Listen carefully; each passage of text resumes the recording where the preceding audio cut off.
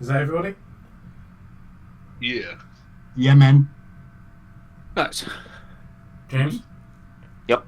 Alright. Okay, so we open our campaign by getting hold of my microphone and making sure it's clipped to my collar. Bear with me. Okay.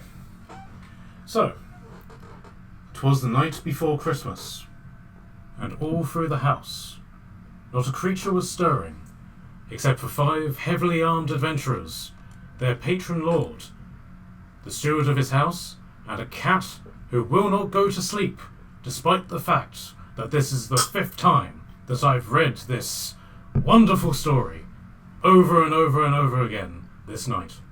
That's me, says the cat. You are all in the trading town of Northwick. It's a typical medieval city, but is bolstered by the fact that it is the only trading route to the location of the Clinging Isles, and thus is immensely wealthy. It holds the grandest cathedral in the local area, and as a result, pilgrims, villagers, adventurers, pretty much every person imaginable has flocked to the city. Things have gotten so overcrowded that the king has now given out stipends to people who own houses with spare rooms or even floor space. And thus, all of you find yourself in the home of Lord Scott Birch, a mysterious adventurer with a past both speculated and unknown, but is immensely wealthy, and he has taken up this offer and has opened the doors to your home, to his home. So would you guys like to introduce your characters?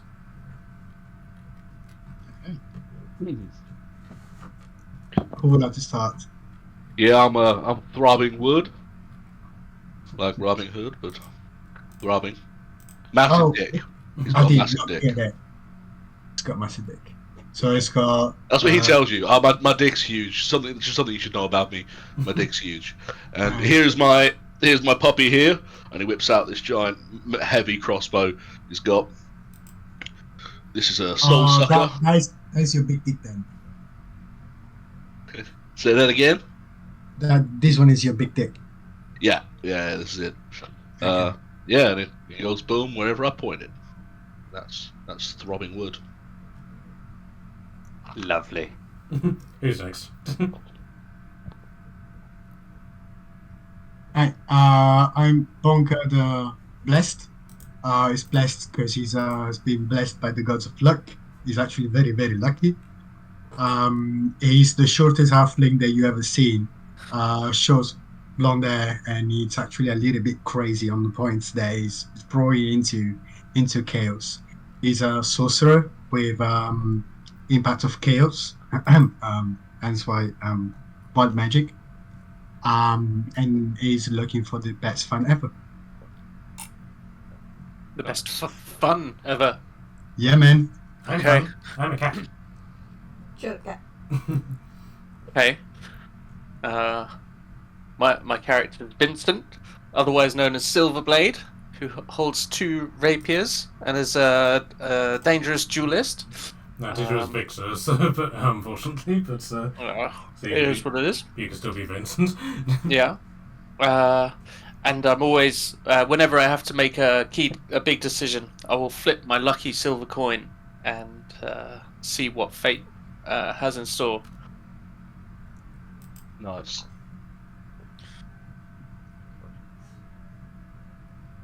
Guess I'd better go next. Yep, because Nasty's having a drink. Yeah, Right. my name is Arrow, not Arrow. I'm an ex-soldier. I tend to use my trusty musket called Blank. Nice. Yeah, I'm mostly retired, but I still like to get out there. Alright then, and Natalie? Yeah, I'm I can't pronounce my own name, Elefira, and yeah, technically I am a sorcerer tiefling, but I like to run around and spend half my time pretending that I'm a really nice cleric and I'm a really nice person. But yeah, when you turn your back, I tend to sort of blow you up. Sounds logic. Wow. Yeah, I don't really have anything else to say about that. That describes most of my character. Okay, so all of you have come here for various different reasons, but purely by the accident of fate, you find yourselves together in the home of Lord Birch, who is accompanied by his butler George and his strangely talking magical shapeshifting cat.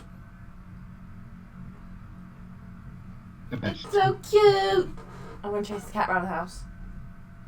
Can't catch me. So, as the afternoon turns to evening, the topic of conversation turns to food. The majority of the food in the house has been set aside for the feast which will occur on Christmas Day tomorrow.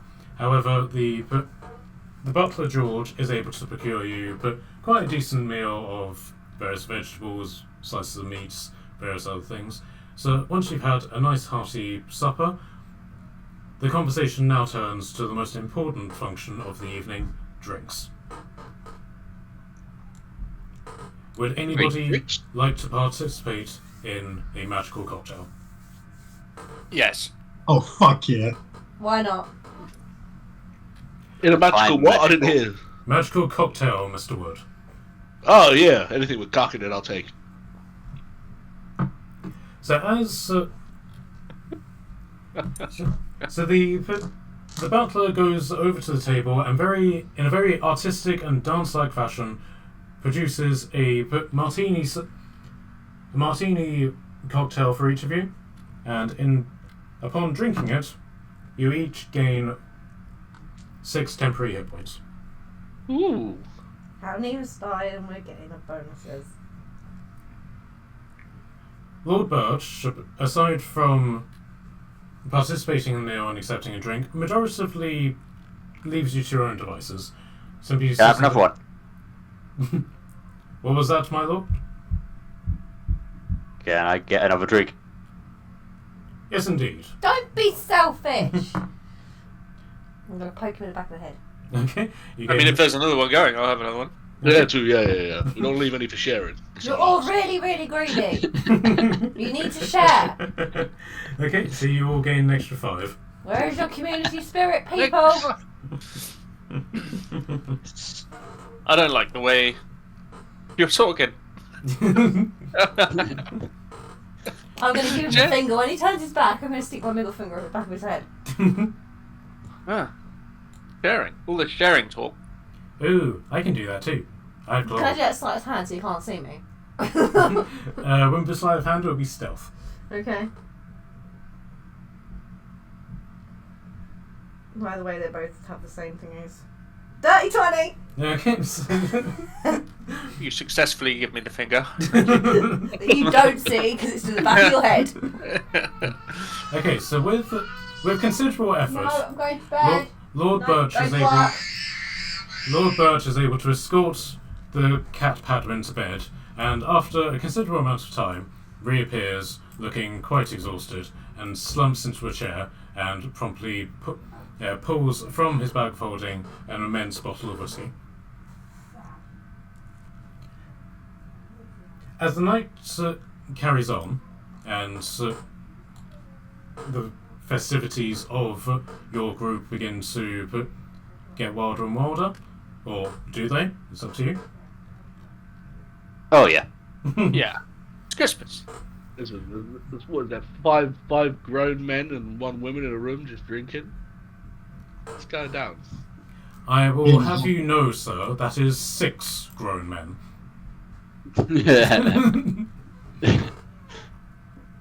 I was counting the cat. Sorry. That didn't happen. So as the afternoon turns to night, and as night turns to midnight, you hear in the corner of your mind the sound of ringing bells. At first this seems to be quite normal, given the festive point, but then it's very clear that these bells are singing a very definitive tune. And as the sound gets louder and louder, you hear a definitive and yet oddly chilling ding ding ding ding ding ding ding ding ding ding ding. Who left the radio on? Is that what I think it is? What's the radio? At which point Lord Birch, who's sort of reading like this big tome, puts it down with a very exasperated look on his face, and simply says, "No, it can't be." At which point you hear the sound of swooshing and a clattering upon the roof of the house. Oh, God. Are we under attack? At which point Padwin comes bursting into the room. It's him, Santa Claus, it's him, here, I'm never going to sleep again. Go to sleep, small child. So Lord Birch goes over to the cat Padwin and scoops him up into his arms and holds him rather tightly. As the rest of you are trying to ascertain what's going on, can I get a perception check from all of you? Yes, sir. Perception, was that? Perception. Solid 9. Dirty 20 again. Sorry. 5. 11 plus stuff. Oh, 17. Oh. Not plus 17, 6. obviously. 5. So each of you are at various stages of inebriation, and only some of you are aware of noise coming over the sounds of bells and snow falling from the roof, and you just hear a ho ho ho, ho ho ho. Now that's just rude. The sound gets louder and louder, and you hear the sounds of items being shuffled around, clattering of metal on metal, various other things, and then the sort of tone of the ho ho hoing suddenly changes from ho ho ho to oh fuck ah. Now that was definitely very rude.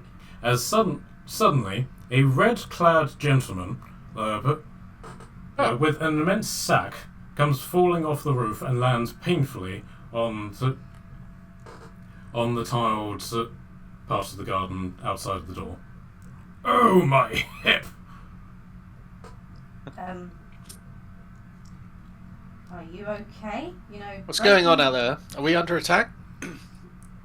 As you begin to ask all of this, there's an ominous creaking from above, and the man who's now sitting on the floor in front of you suddenly looks up, and his face goes. He's rather rosy-cheeked, and his face just suddenly goes white. And he goes, "Oh, I've wasted my life." As suddenly, the sled that has apparently transported him here comes crashing down and lands on top of him with a dull thud, and his legs go up and back down and go still. Oh, God. And then No. you then hear a definitive shrieking noise as, along with the sled, 9 reindeer come crashing down to the ground as well. Man, I think your house just killed someone. This may take a while because I can only do these individually. So, Are these the reindeer we killed before? Jesus.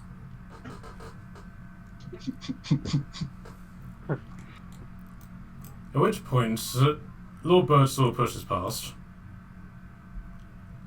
and simply says, "You know what, friends? I have a proposal. I propose that we move to another room and completely ignore what has happened here and simply chalk it up to a very bad night's drink. What say I you?" agree. Yeah. No, I'm no, sure he's got healthcare, he's got health insurance. No, He can sort we this out on his own. need to help Santa. We need to see Santa. Santa. I want presents. What are you hiding? What's going on out there? His house killed someone. How did you miss that? Allegedly. Actually, Unfortunately, my lord, common decency does does demand that we do at least something to assist. Which one Burgess goes, very well, somebody help me with this. He sort of pops Padron down, and he basically tries to open the door by pushing the sled out of the way on the other side. Does anybody want to assist with this? Oh, I do, with my mighty strength. I'll come around there, go.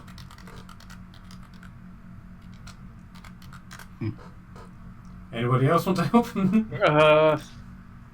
I won't be helping. I guess I'm gonna help. Are we like pushing it off him or something? You're basically just trying to push the door open enough so that you guys can go outside. Why don't you just climb out the window? Yes, let's do that, yes. Not because none of us are able to push this door open, but purely because that's the smart thing to do. Yes, my lord, you are fooling everybody in this room, I assure you. You like some secret strong superhero or something that he's not telling us about? Yes, that's exactly it. Cling to that illusion. That's the important thing. No problem, I haven't cast an illusion yet. Cling to it in advance. Okay, so Lord Birch basically goes into the kitchen and climbs through the window. Is anybody willing to go with him? Does that involve having to do athletics checks and stuff like that? It depends on if you want to do it with style. Sure, why not? I do acrobatics instead though. Yep, if you want to. If I'm gonna anybody give wants him to. guidance on that note. Good luck with that one! You said the windows in the kitchen, yeah? Yep. Yeah. Let's see.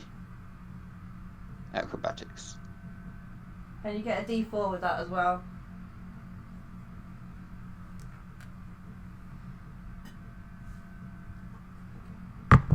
D4, do you say? Yeah. Yep.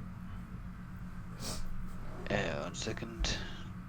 Okay, while he's doing that, is anybody else going to come out the window? Absolutely. Wait, I'll just climb out the window. Yeah. 12 total.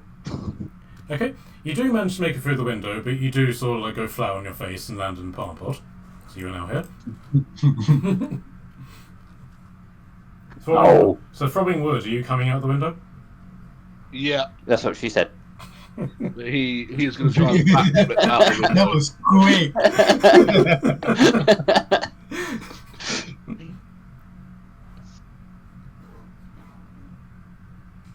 Got an 18. Yep, that immediately puts you outside the window, ready to be throbbed on.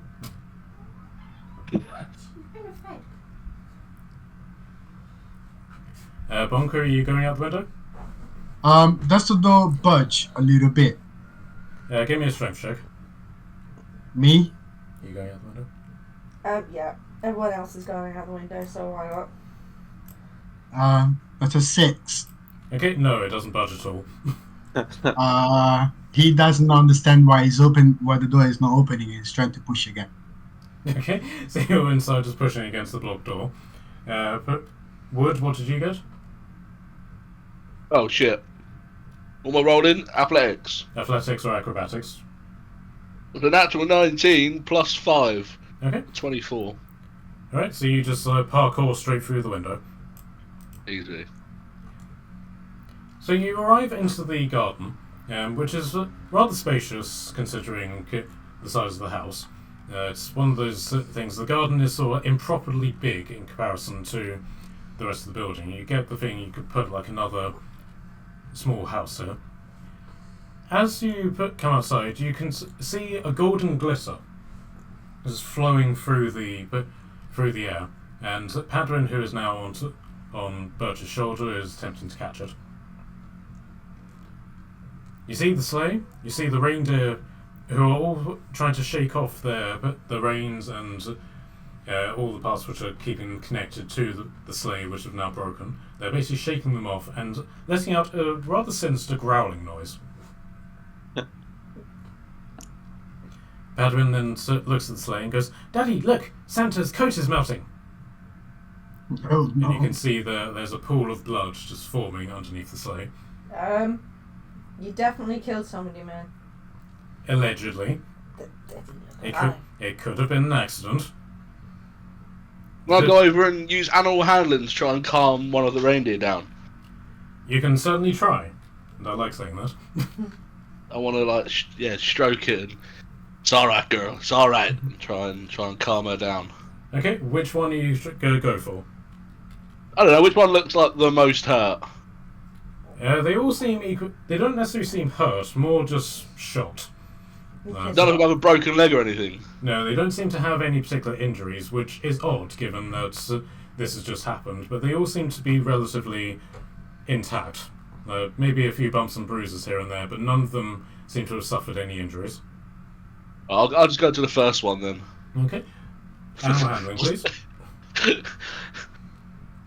That's an 8 plus 6, so 14. Okay. So it seems to have a mixed response. So first off, it sort of like accepts like the passing on you, and then realizes suddenly that you're there, and it turns to look at you. And bear in mind, the reindeer looks like this, with 2 giant fangs and blood red flags dangling from its antlers. And you can also see that its eyes are just a complete pitch black. No irises or anything. It looks very demonic. It lets out The the crossbow bolt is getting fired in its head. I don't think that's a good idea. So I walk over to try and stroke. I say, stroke this reindeer. There's normal. Or would I know from a distance that it's got fangs, hooves, and fucking blood all over it? Not initially. By virtue of the fact that you've done the animal handling, it then looks directly at you, looking exactly like that. And I'm gonna scream out, "This thing's a fucking vampire! Shall I kill it?" And then look over my shoulder to see what the rest of them say. On hearing that, I just take out my gun. At which point, Oh shit! It's on. At which point, you hear a voice call out, and this voice calls out in the worst Russian accent that you could possibly imagine, to the point that causes women to cover up their children's ears in disgust. And she shouts out, "Comrades, hear me now!" And you can see that the person talking is a reindeer who has jumped onto this fence with a great red nose and a very sinister grin on his face.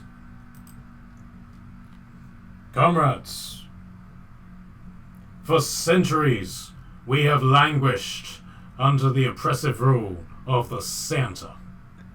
That sounded more American. No more, I say. The communist rule of the North Pole has ended. The Santa is dead, and we will build a new land. And it shall start here. This land shall be the first of our glorious empire. So go forth and take this land, and remember, you are the North Pole's chosen.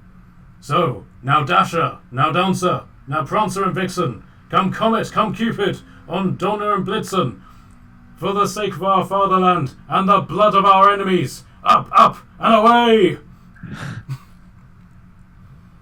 At which point, all of the reindeer effectively start charging at this fence. The ones up... Sorry, what was that? Well, okay, can I put a bullet in it now then? Yeah, you can if you want. Can I get a to hit roll, please? They'll just start running. That was sharpshoot. Oh no, I didn't say sharpshoot before I rolled it. Just a standard 17 to hit plus stuff. Okay, yeah, that will most certainly hit. Which one are you shooting? I want to shoot the leg of the one in front of me, the back one. So this one. So, yeah, where am I? Is that me? Yeah. Yeah, I want to shoot his back leg, like in the meaty bit at the top. Okay, so that will be Dancer. Dancer won't be dancing much longer. Dancer's just got shot. So can I take can I have the damage, please? Yes. It's 1d10 plus 6. Oh, it's a 3. So 9. And I'm gonna scream out, "These fucking reindeer work for us! Don't let any of them get away!"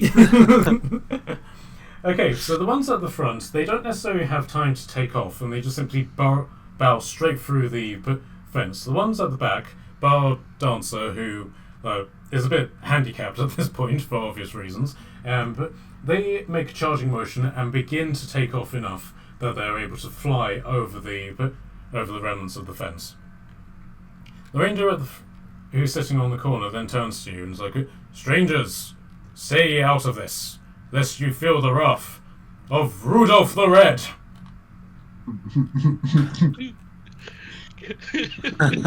At which point he then he sort of goes into a sort of combat pose, and with that he is going to shoot a laser beam directly at all of you in this group here. So can I get a dexterity saving throw from each of you, please? Jesus Christ. 11. 10.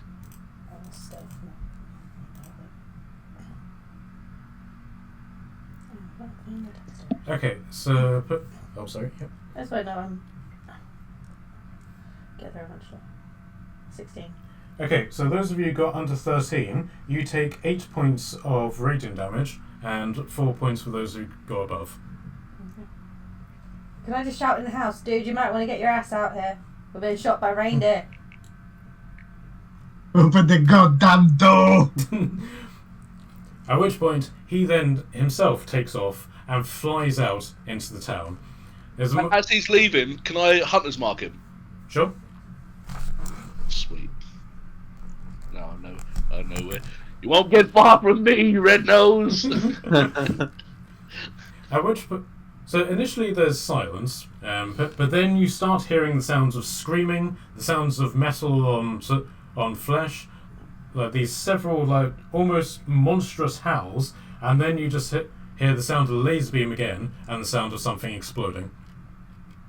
Oh my god.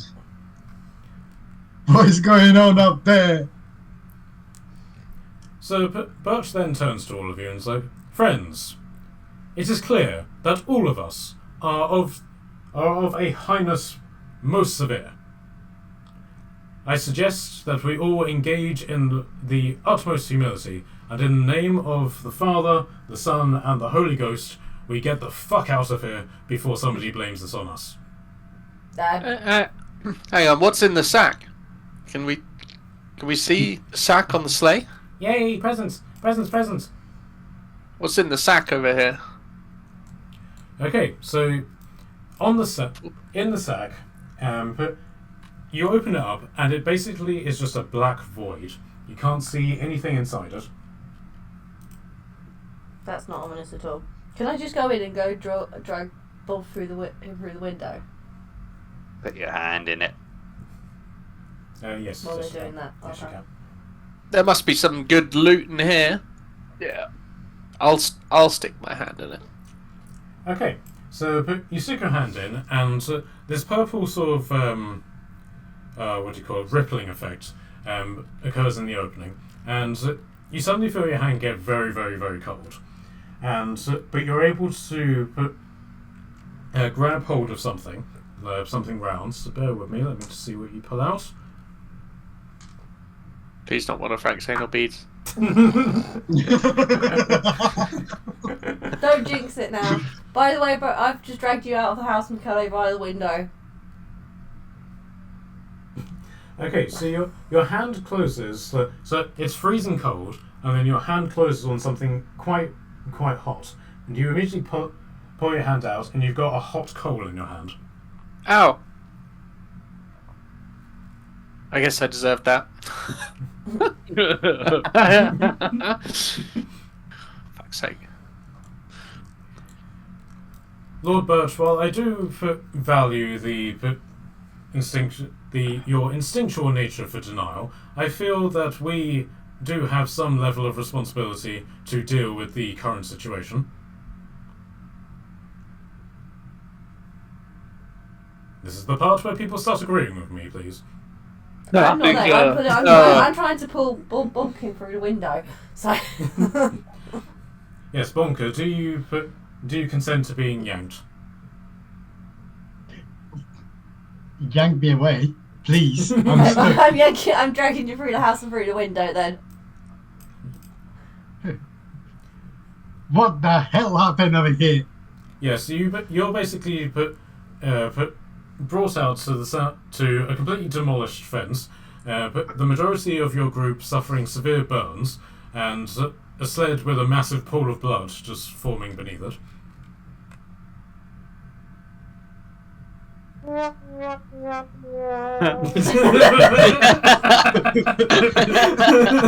I want to know who did that?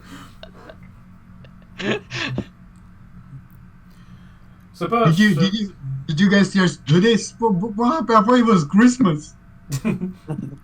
Technically, that dude's house did it, and I'm going to point at the lord of the house. I mean, I can do spared undying on the guy. Is he dead? Anybody actually checked? Yes, I fear that he is most decisively dead, given that he seems to have been crushed by several tons of Christmas spirit. Christmas spirit. You say that, where's the bottles? Okay, so George steps out. So all of you are strangers. However, I feel in this situation, this incident may unite us. Unfortunately for us in the festive spirit, the majority of the populace is in a very inebriated state and quite unlikely to be able to mount a formidable defence.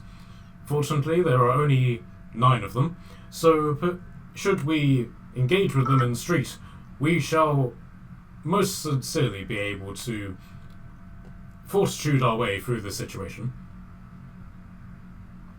Okay. What say you? Listen here. I've dealt with unions before. Oh, sorry, that was me. I'm just saying it to a wall.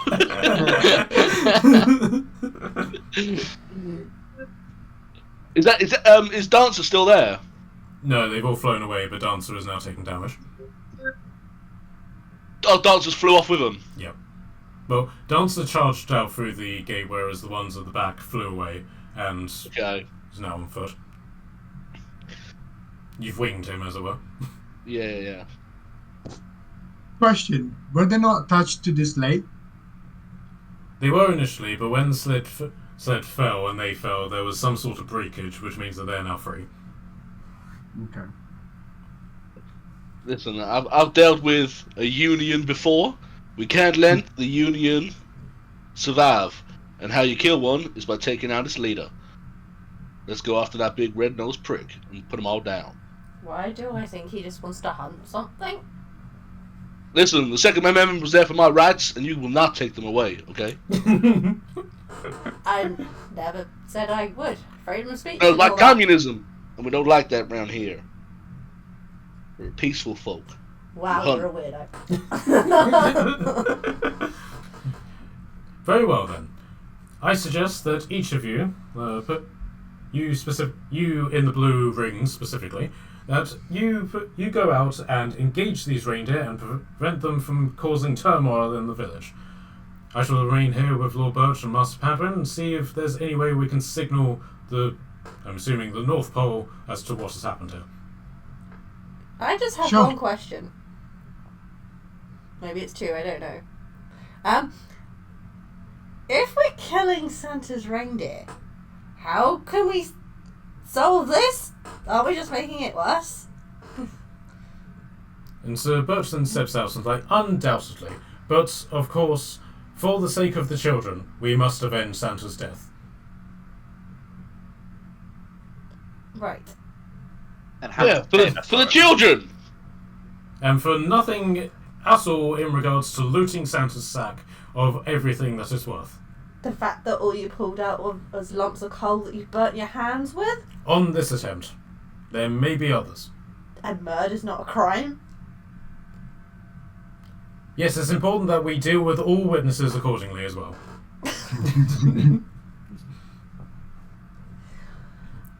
So what say you? Will you go out and avenge Saint Nick of a death that may have been an accident? Sure. For the children. For the Fine. children. For the toys. For the fun of it. For the insurance claim payout. You're getting told small cat because you're not asleep. Alright then. So, with that sort of half-hearted acceptance of the situation, you journey out into the city of Northwick. You basically start in this house here, and from where you are, you can see that there are a number of different groups that have broken up into the various aspects of the city.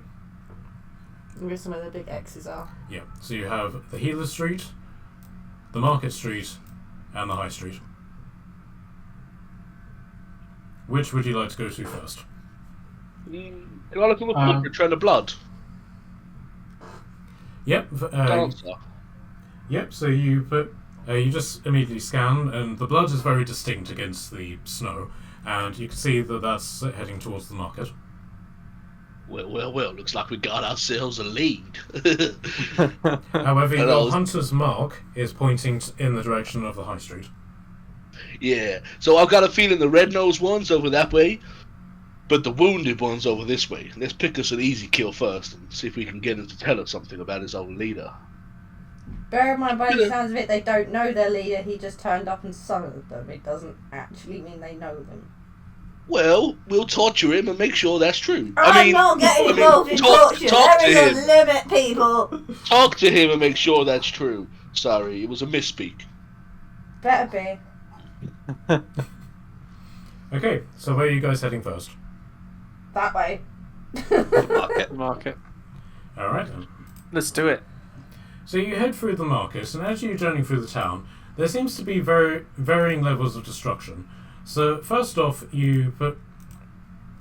everything seems to be somewhat peaceful, and then once you get sort of past the first group of houses, everything turns into utter pandemonium, where things have been broken, smashed up. There are several things which are on fire, and you can see that one person has literally just been bitten in half. Nice. What I always wanted to see. So as you journey through to the market, you can see that 3 of the reindeer are.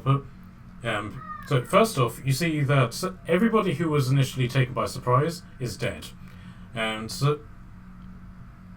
whoever is left is effectively trying to get away from the reindeer in question, and each of the reindeer has been engaged by a spearman of the local militia.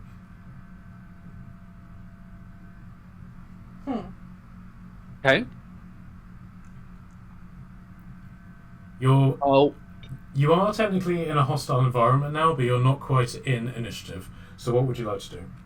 Yeah, These are they huts around us? The Are they sealed? The circular ones are the huts, and the square ones are actual buildings. Okay. Do the buildings have windows? They do have like small windows purely for the sake of letting in light, but nothing that you would probably be able to crawl through. However, the buildings aren't particularly high, so you could climb onto the roof if you wanted to do that.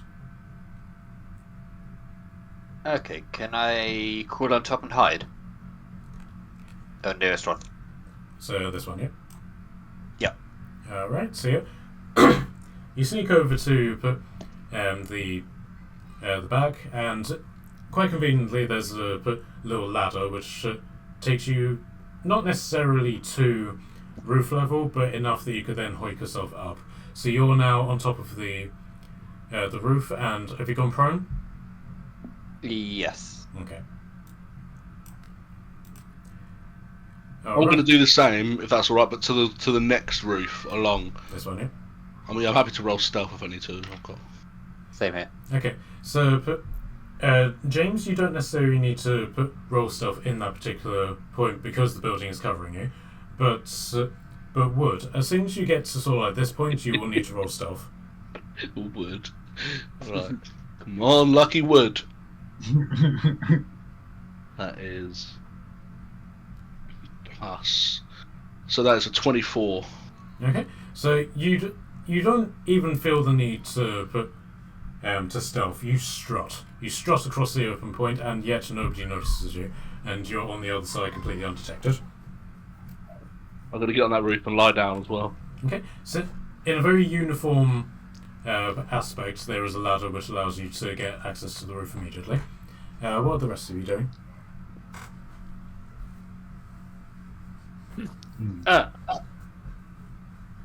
I'm very quickly heading to Vassal.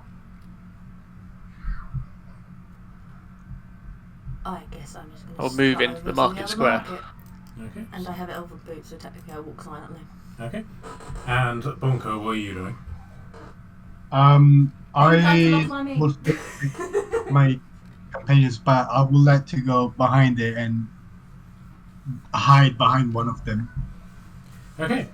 So, but as you sort of step into the area, you can see that the situation has evolved into a pitched battle with various people trying to get away from the reindeer, and the guards clearly outmatched by the fact that they're dealing with these literal giant creatures.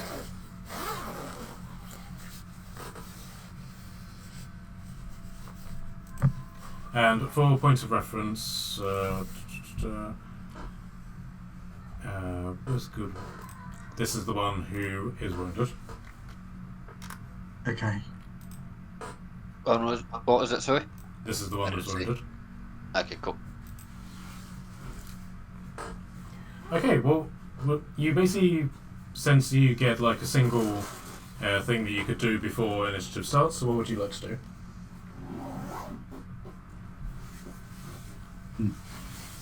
Get out my musket. Yeah, I'm just sitting with my heavy crossbow. Okay, Victor, what are you doing?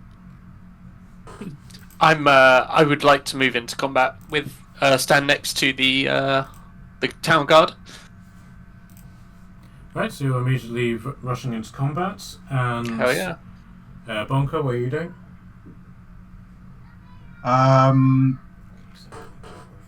I don't know yet. Give me a second. I'm panicking. All right then. Can I get initiative from you all? As you hear like the from the reindeer as it suddenly spots you, and you move into its range, as you were, and I was looking at one that's going into combat. What is he just start to use? I know what I mean. As he walked, I can't remember the name. I couldn't see who it was. Victor. Victor, as he walked past me, I'm just going to slap him over the head and go, "Have some endurance from up there." Hell yeah! So you gain additional 2d6 temporary hit points, and you have advantage on Constitution checks. Okay. Amazing. All right then. So can Don't say I don't help. Hell yeah! Oh, sorry, bear with me. Wiggle turns. Okay, can you? Yeah, I'll send you the profile that I just rolled for you. Showing you the number while I'm doing it. I don't know. I need to work out how to do it. Okay. How do I do it? It should be in a campaign you've got. I don't have that campaign on my system anymore.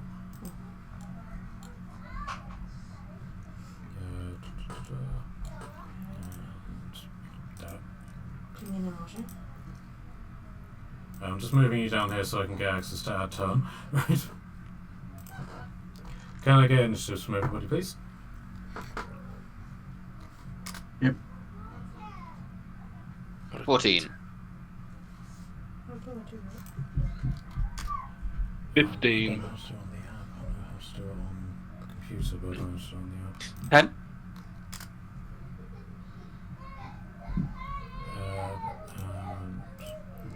So the initiative thing has gone very wacky all of a sudden, but I think we've got it working now. Okay, and then that was... Apparently it's already in alphas. Oh, alphas and killing are different.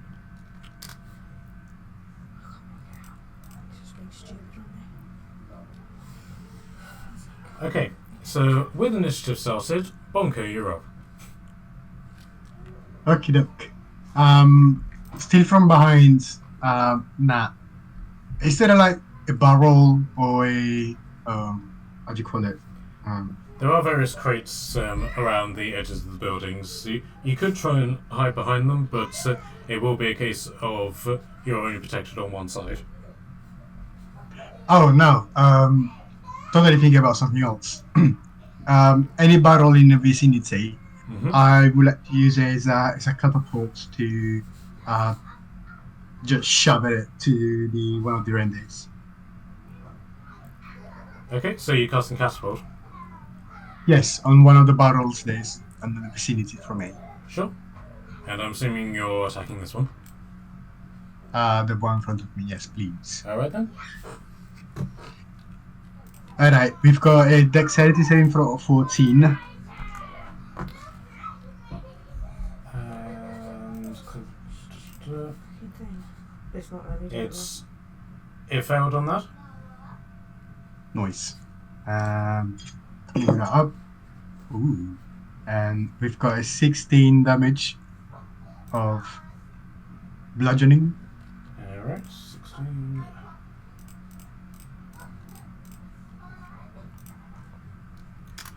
Alright, so it took that hit and lets out this really pathetic noise. And then it turns to glare at you and like, "Argh!" And can I try to hide again from it? I know that he saw me, but try to hide anyway, if I may. Yeah, you can try a stealth check. Stealthy. Alright, that's a 21. Okay, so yes, you do successfully manage to get behind a barrel. Now comes the next part, because you need to roll wild magic on all of the spells that you do, don't you? Yes, it's up to you, but yeah. Okay. It's fun that way, isn't it? Okay, So I can I get a d20 from you, please? think it's only supposed to be when you get a natural 20. What's the fun in that? No, On a 1. when I get 1. Oh, is it a 1? Yeah. Oh, that's a 15. Okay, so you do not wild surge this time, but you very well could have done after you hit. So. I've seen screenshots. That's the best I can do. Alright, is that your turn done? Yes, please. Thank you. Okay, I'll quickly. Okay. Right, so it's now the reindeer's turn. So the reindeer who put the one that was initially attacked, has turned away from Victor and the guard, and is effectively looking for the thing that just threw a barrel at it, and is sniffing around and is going to take a step away from the two of you. It's completely forgotten that you're there. So can I get an attack of opportunity from you, please?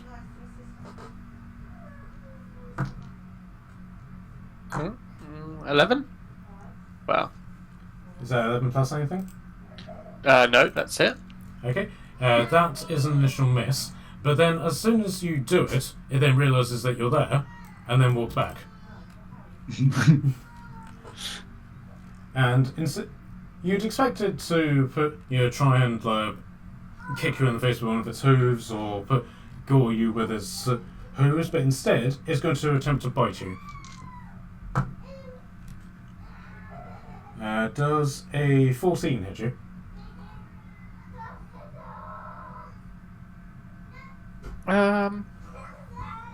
It does at the moment, but I don't think I'm wearing my light armor, which I purchased for myself. Would that be leather armor bringing you up to Yeah. 14? Yeah. Okay, so right, and so with that bite, it does 11 points of piercing damage to you. Jeez. Okay. Oh, damn. As it bites into you and then rips away with a sizable piece of flesh in its mouth, at which point it just starts eating it, but blood just dripping from its mouth. And with the other two reindeer are going to try and attack the guards that they're currently fighting, and both of those hit with bites.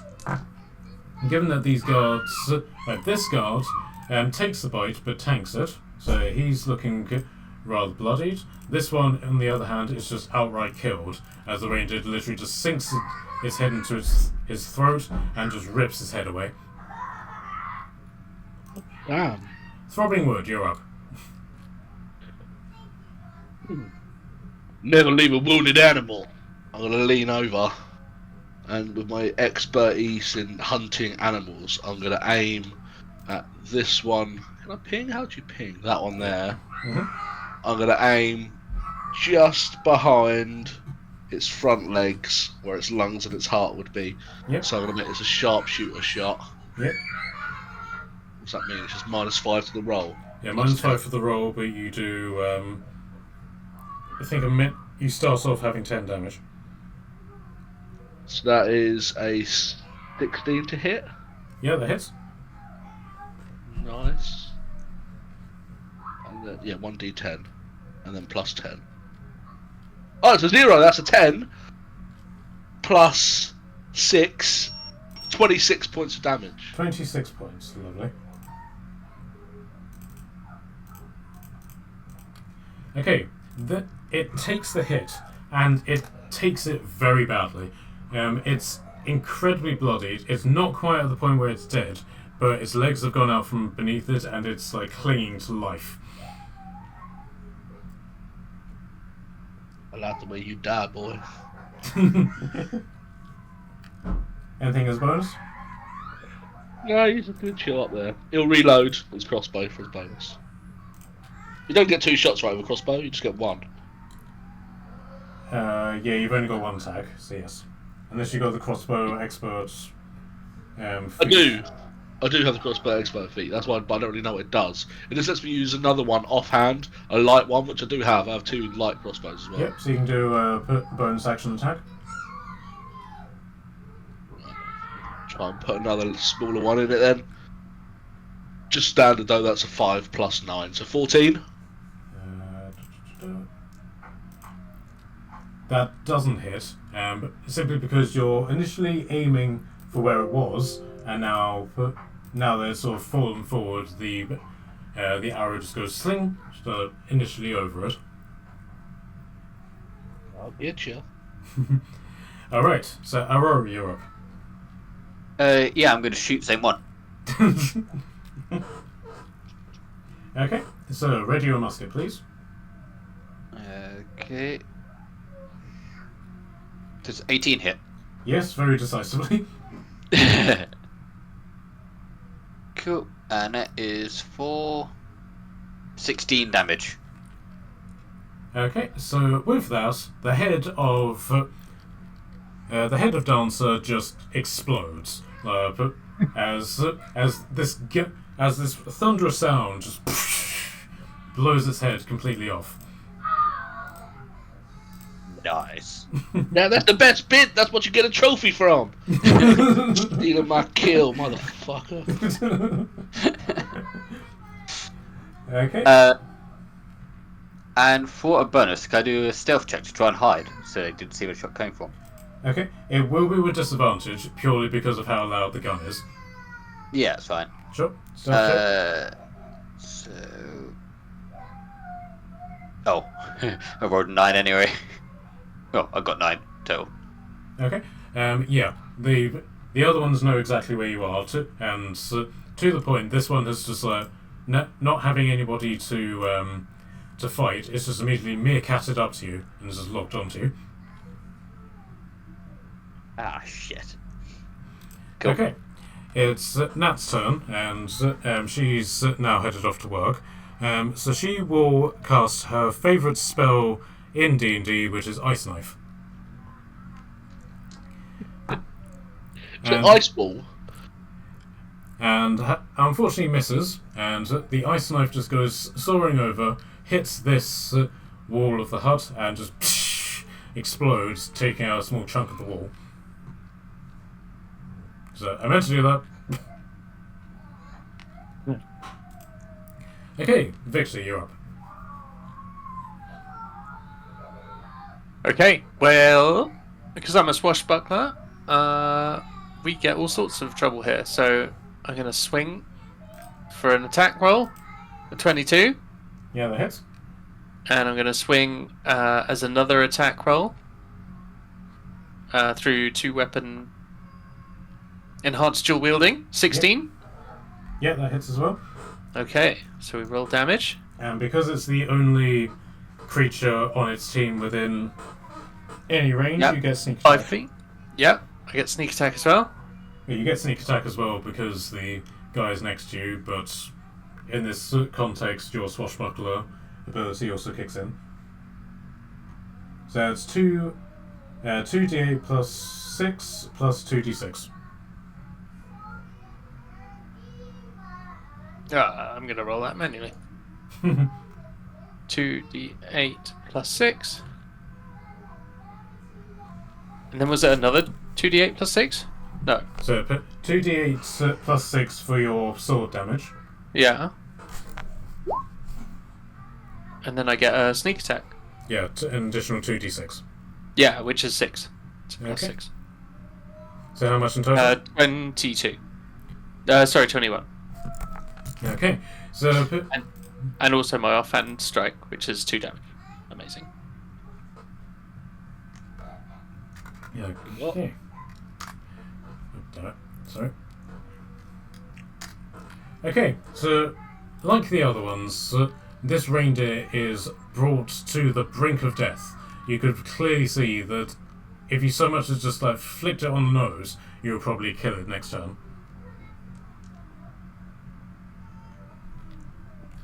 Amazing. Okay. Haha! And so, as we're brought to the next round, the guard next to you then says, "Fuck this, I'm out." And you No, don't run. and this one, seeing an opening, also runs as well. No. Oh.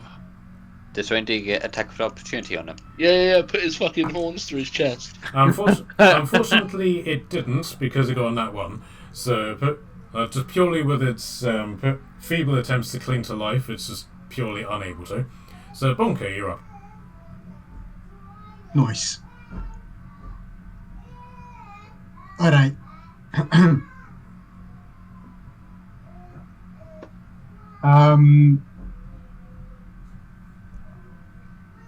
From where I am, even if I stick my head out, am I able to see the reindeer here on the south?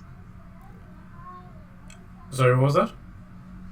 If I stick my head out from behind the barrel, Mm-hmm. am I able to see the one underneath, the reindeer underneath?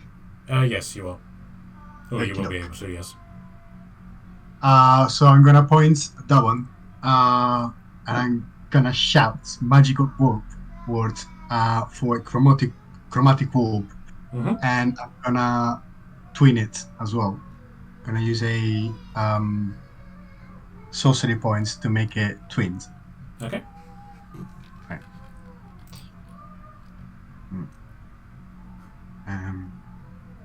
So, we got 14 to hit. Yeah, it hits. Oh, beautiful. Do I have to roll to hits for the other one as well? No, I'll just say that it works. Alright. We have it 15 damages of fire. In total, or is that just the first one? That's the first one. Okay. And the twinned one, 17. 17 on top of that. Okay. Right, so this twin spell just goes straight into it, and you can see that you've done an immense amount of damage to it, to the point that one of its antlers has just been blown out of its head. Oh, that's mine. Yeah, and it's got. So you're doing this with fire damage, aren't you? Yes, man. Yeah. So you can just see that parts of its hide have just been burnt away, just leaving these massive charred bald patches across its body. Okay, and can I get a wild surge from you? Yes.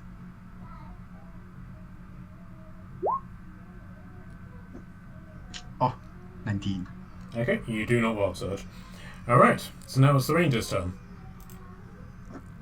So this reindeer, wanting to see what has blasted it, is going to start charging this way. Once it gets passes about 10 feet, it then takes off and flies into the air. Now with a very sinister ding ding ding, ding ding ding, ding ding ding ding ding. And it's going to come around here, past its dying comrade, and is immediately going to see the source of the initial noise is going to see Arrow. Oh shit. And being airborne, is then going to charge directly at you. Okay. Okay, and it's basically going to try and ram you as it attacks you with its horns. Does a 17 hit you? Yes. Okay, so okay, so 6. Okay, so that's 17 points of damage to you. Ow. And can I get a strength saving throw from you, please?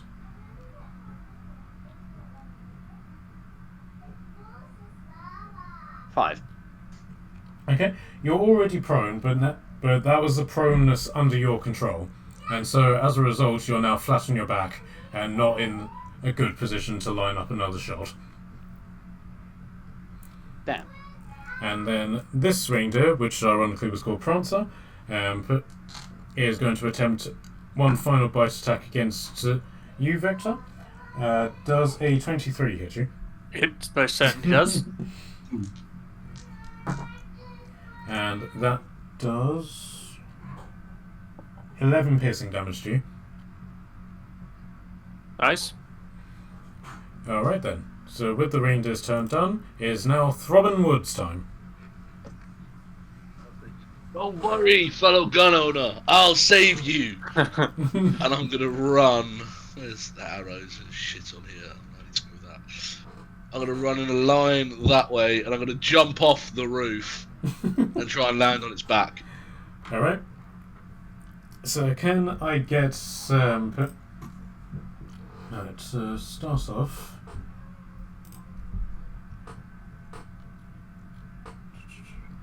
Okay, so you're just going to try and just immediately jump onto it. You're not going to give yourself anything before you do that. It's still flying, right?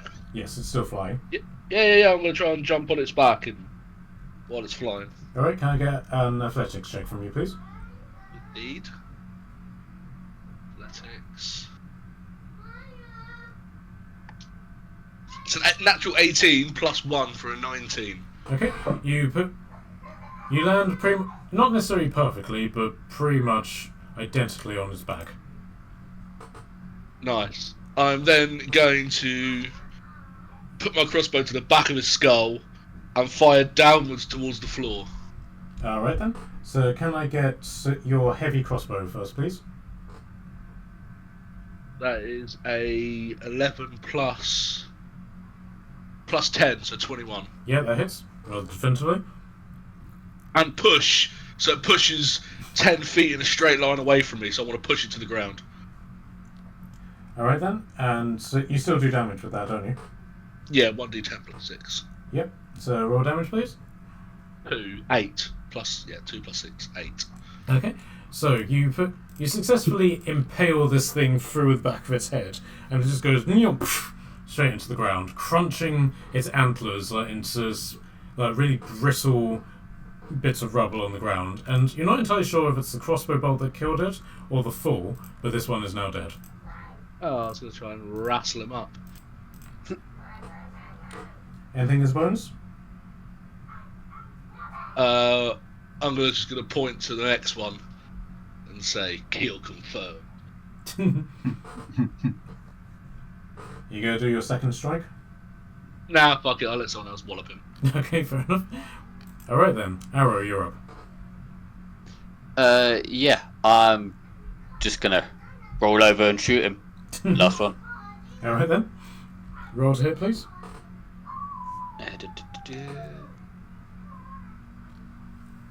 It's a 13 hit.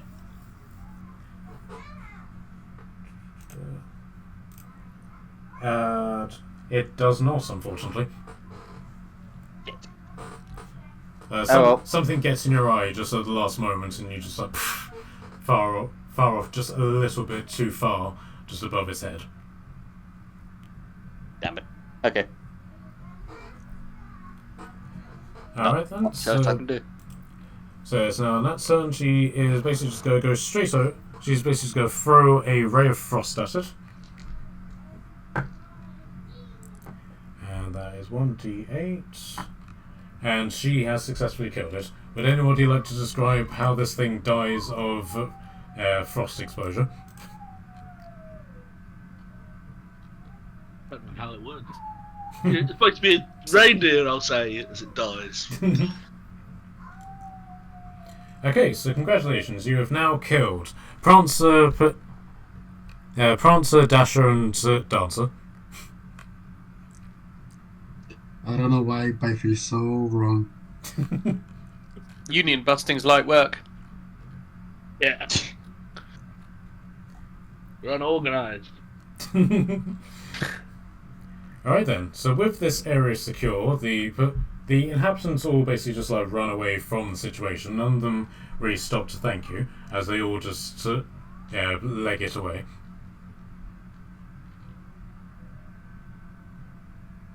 I'm eating out of food to get some health back. Considering it is market. Skyrim style. Pretty much. Payment for services rendered. Yeah, that's it. Yeah, so you can basically just break into one of the huts if you want, and effectively take what would equate to be a short rest.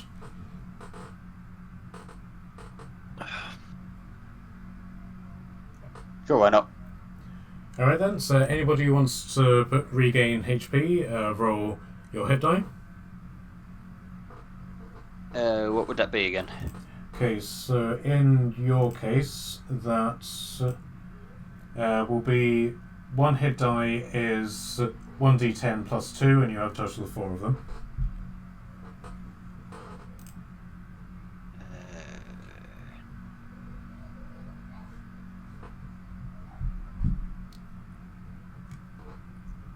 You say 1d2 plus 10? 1d10 plus 2.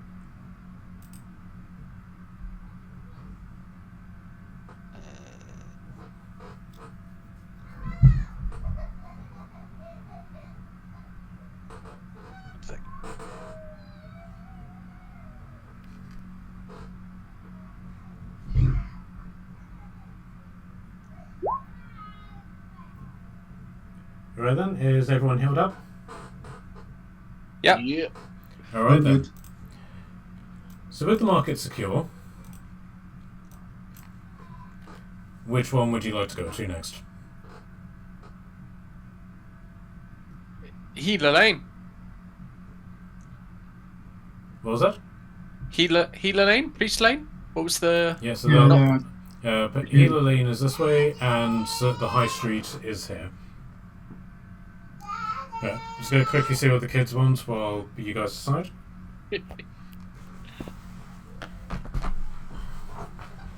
it. Healer Lane. Strike where they don't expect us. Yeah. Is that where Rudolf is? No. We don't know. I don't know. It could be, Well- it could not. Your Hunter's Mark, I think, was pulling towards the High Street, no? I can't remember. It'll be gone by now, though. Ah. Alright then, so is that a unanimous vote to go to the Healer Street? Yep. yes, please. Alright then. So you end up backtracking on yourself somewhat, and you come to the empty street, which is normally reserved for vendors selling medical supplies and potions.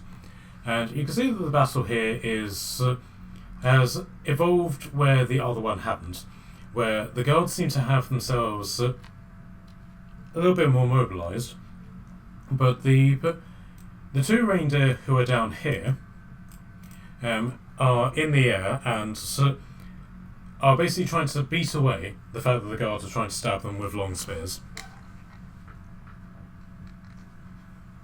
Whereas this one is on the floor and attacking the guard directly in front of it. I say it's directly go and shoot him. Go straight into the Shooting combat. people. Yeah.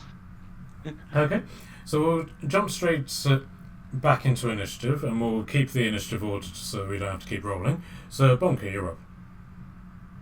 Okey-doke. I'm gonna keep my distance, and I'm just gonna do a Ray of Frost. Alright then. Roll to hit, please. Oh, that's very shit. It's 14. So 14 to hit, yeah? 14 to hit, yes. Okay, unfortunately that's just off, as you do sort of skim it, but not enough for it to immediately be hit by it. However, it is now aware that you are there, and it turns its head to go "Grrr" at you. Oh, shit. And the thing is, that was cantrip, wasn't it? Yes, it was a cantrip. Okay. No, I'm not gonna do nothing yet. Alright then. So, the reindeer, having just been attempted to be iced, is then just going to turn back to the guard there was facing. And he's just going to bat it with his massive antlers, and you can just see the guard's body just sort of crumples underneath this giant antler, and you can see that his head gets caught in between two of the spikes, and the reindeer just lifts him up, this dead guard just dangling in between the antlers of this giant reindeer.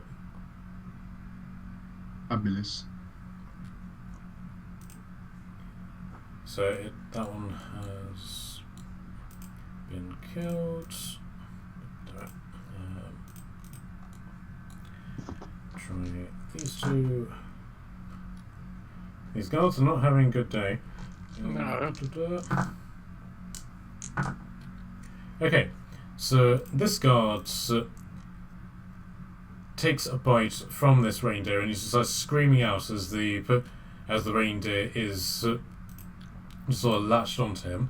This one takes a cursory blow from the antlers and is still sort of fighting.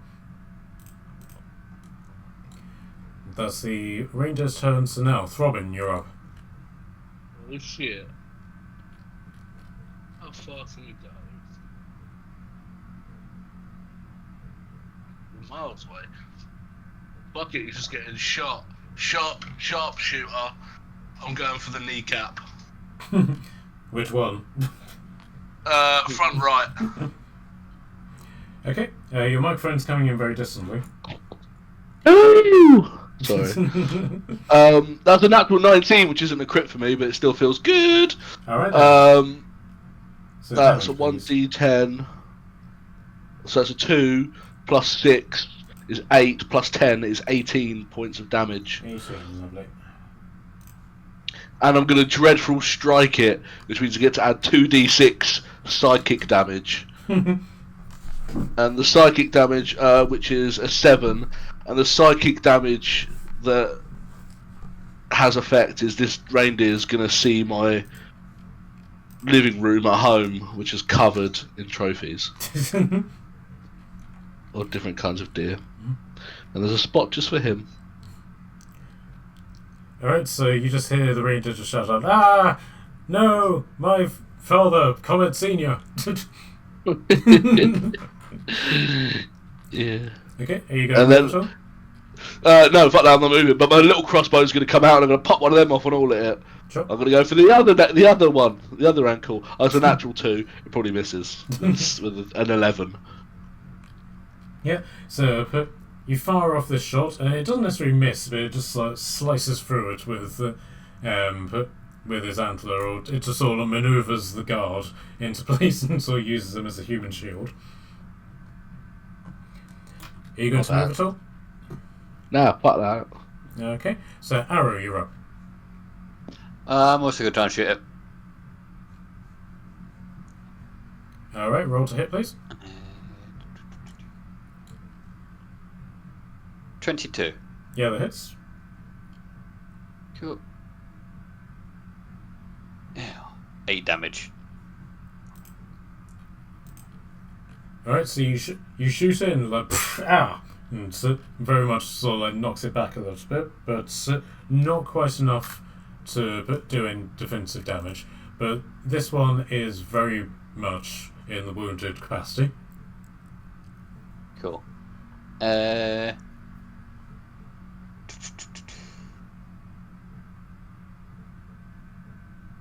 Anything as a bonus?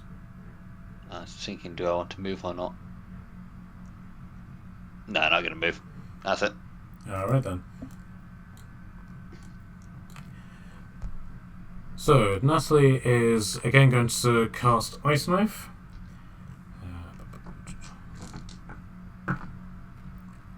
Which does hit, and is then going to roll a d10.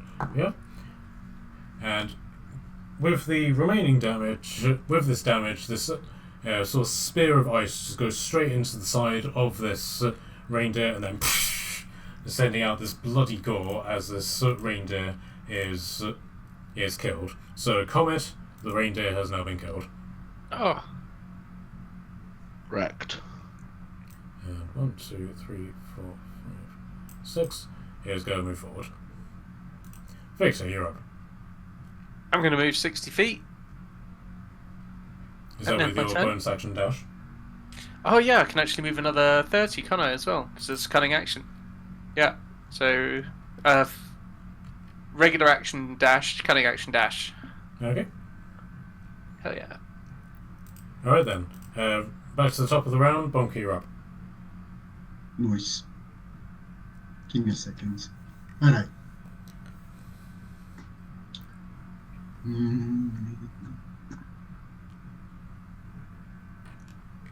I think I will just take a dash turn Mm-hmm. and try to dash away with my very short legs. Yep, so you can move 50 feet. Yep. Like that.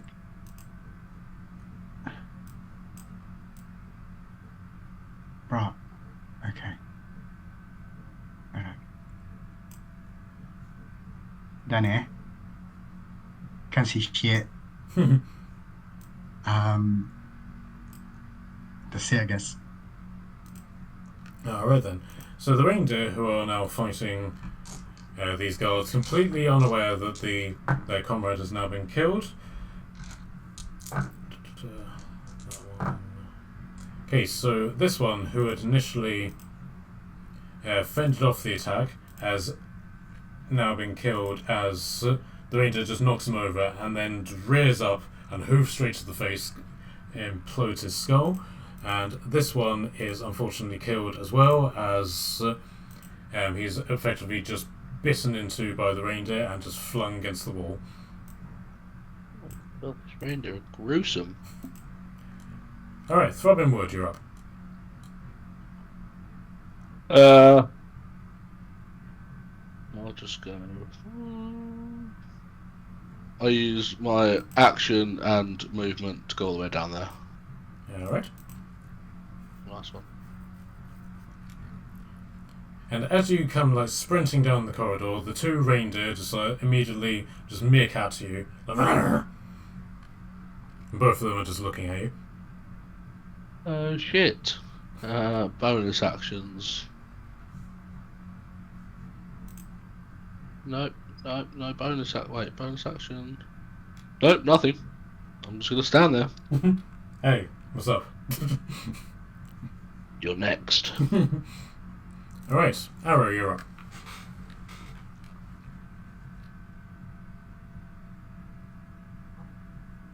James? Alright. Here. What do I have to do?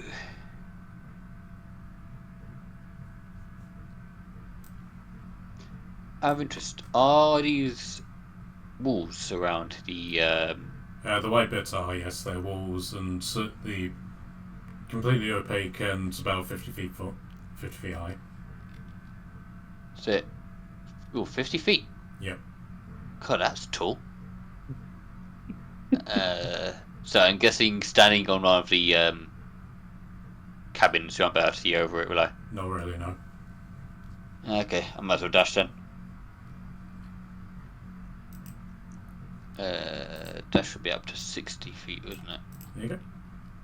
Yeah. Okay. However, Oh, actually, no. Can you put me 2 spaces back and I'll use a stealth check? Sure. Yep. Roll stealth. 24. Yep. Very definitively, its attention is completely taken up by the fact that Wood has just sprinted in front of it, and it's like, hey, hey, I've just killed your friend. Okay. Cool, that's my turn. All right. So Nat will 1, 2, 3, 4, 6. 1, 2, 3, 4, 5, 6. Just come up behind Victor and just like, boo. Oh. Okay, so Victor, you're up. Okay. I'm gonna move 30 feet into melee combat. I'm gonna try and attack. All right. So everything to do with your swashbuckler sneak attack has now been fulfilled. So you also get that attached to it as well. Is a 5 a hit? Sorry, a 10. Unfortunately, not. Okay, then we try again. I can't even do that because I didn't hit him the first time. Okay, so that's a swing and a miss. And then I'm gonna cunning action dash. Oh, I can't even do that because I didn't hit him. I'll say for the sake of simplicity, you can do your offhand attack with your other rapier. Okay, it missed anyway. Okay.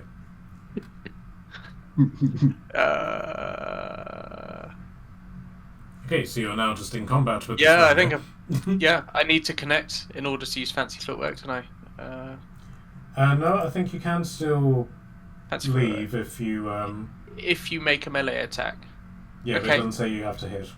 Cool. Then I cunning action dash and move back to where I was. Okay. It's like, sorry. Probably didn't even notice me swinging at it.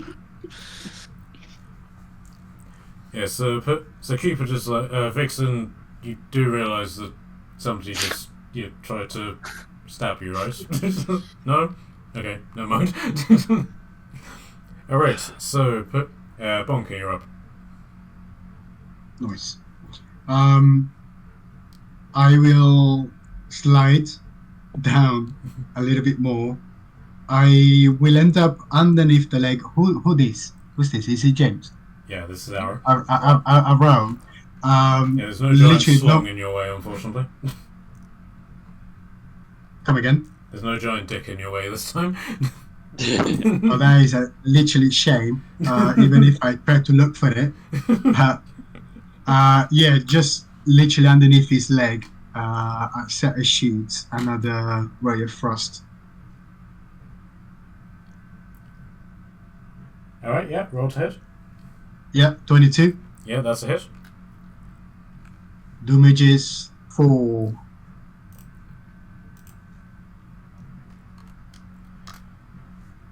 Alright, and that's a cantrip, isn't it? Yes. Cold damage. Now the speed is reduced if he has to move. Alright. Is that by 10, yeah? 10, yes. Alright. So it's the reindeer's turn, and with it seeing wood, it is going to attempt to fly over.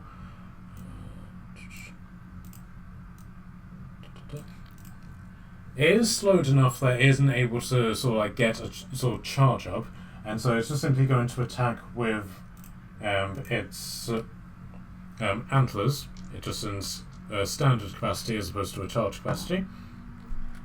Does a 21 hit you? It does. Okay. A relatively low dice, that's 8 damage to you.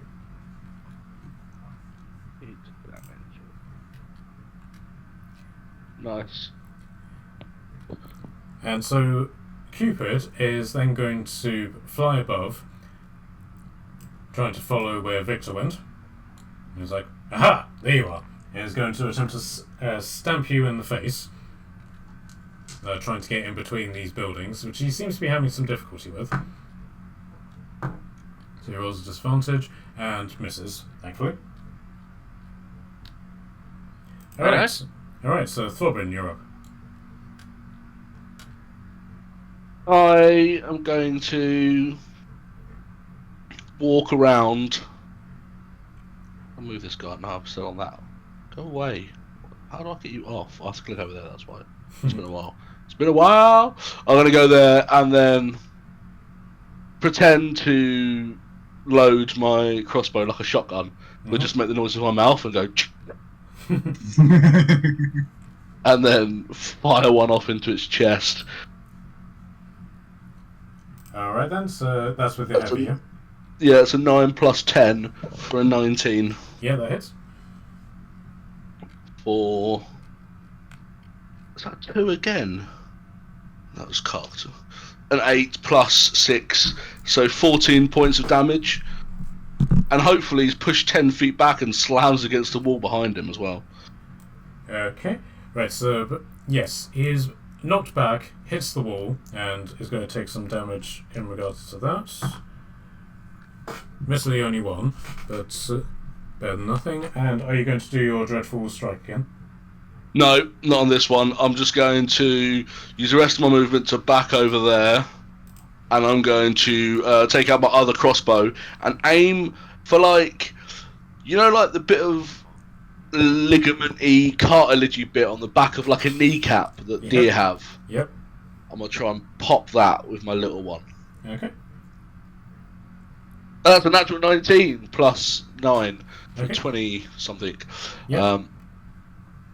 And so that'll do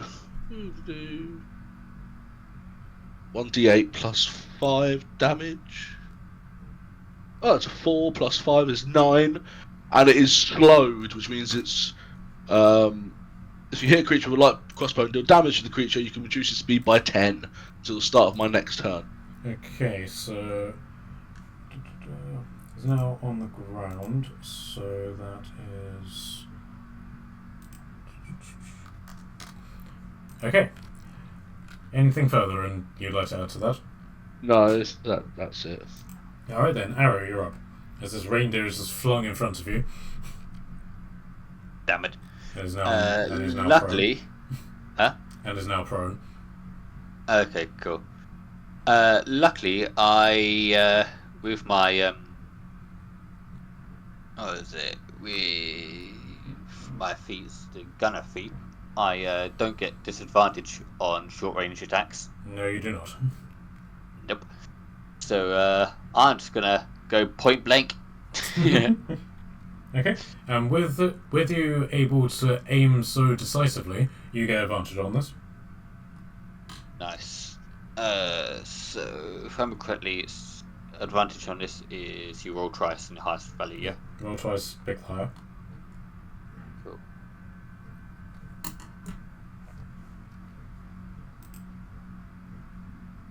Well, I've got 22 and a 21, so guessing 22 hits. Yep, just. Okay. Roll damage for me, please. 15 points of damage. Okay, so describe how you blow apart Vixen's head. Oh no. Ooh, I can be gruesome. I point a musket directly into its mouth. Boom! And brains and viscera and fur just come splurting out and just splatter against the wall as this trail of smoke just comes out of the hole in the back of Vixen's head. Lovely. Okay, so it's now Nat's turn. She will... Let's just go with standard magic missile. It's easy said than done because I've lost all my d4s. 2, 8. So that's 15 points of damage of magic missile to this one.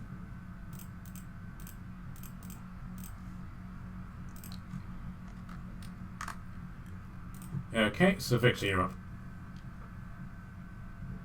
Hey, back ye beast. Okay, so he is flying above you, and he's basically trying to whack you in the face with his hooves.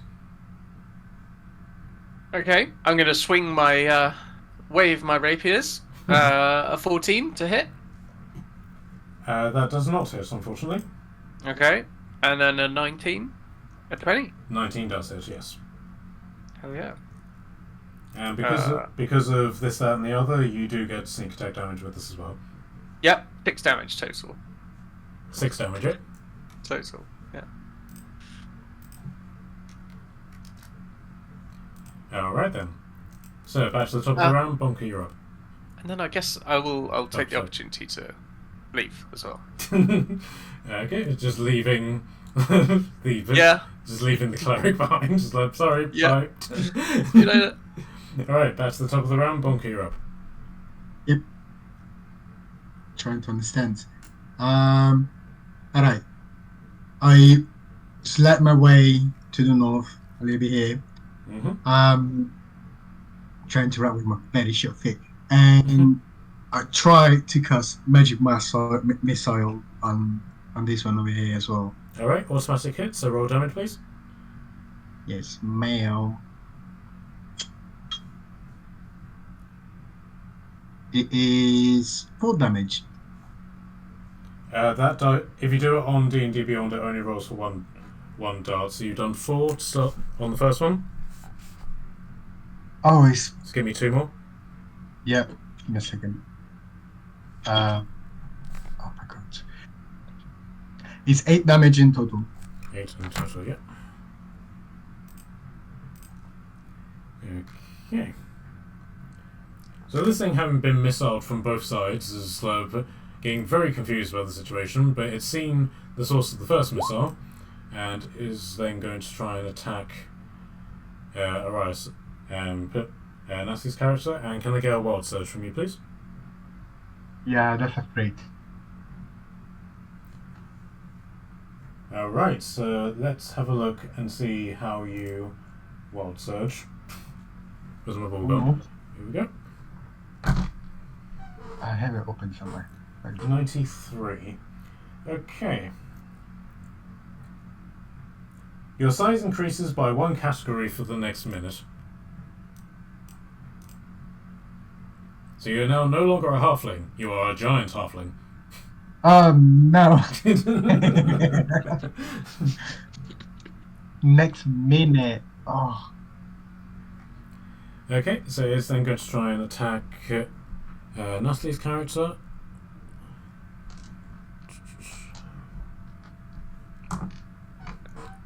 And hits, and it's doing it with its hooves, and unfortunately that is a lot of dice that I need to roll.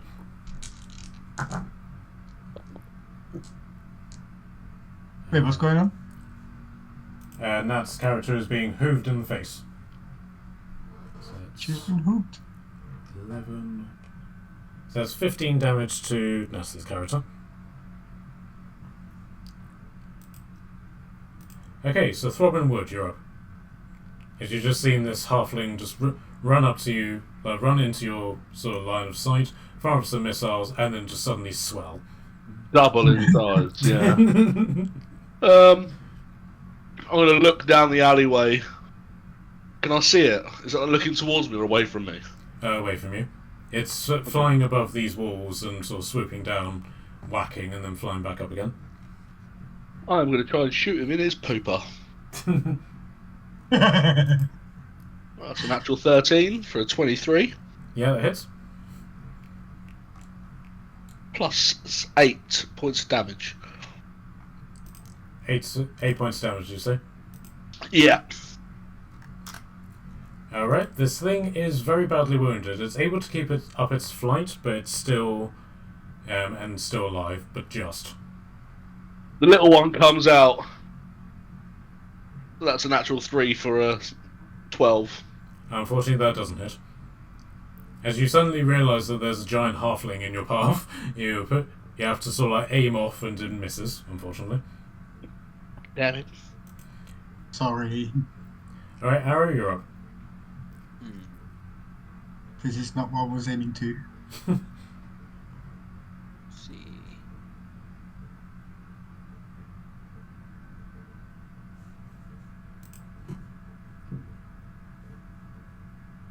You first to move there. Would about to hit. Yep.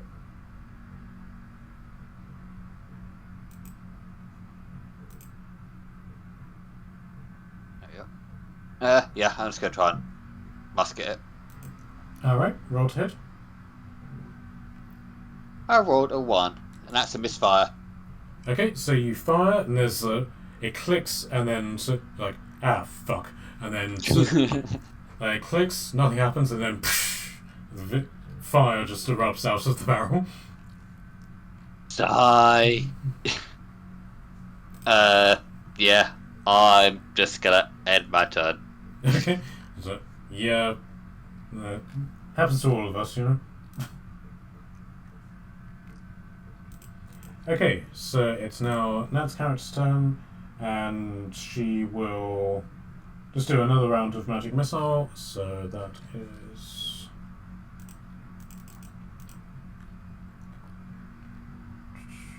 11 points damage, and this thing is basically just blasted and just falls straight down to the ground dead.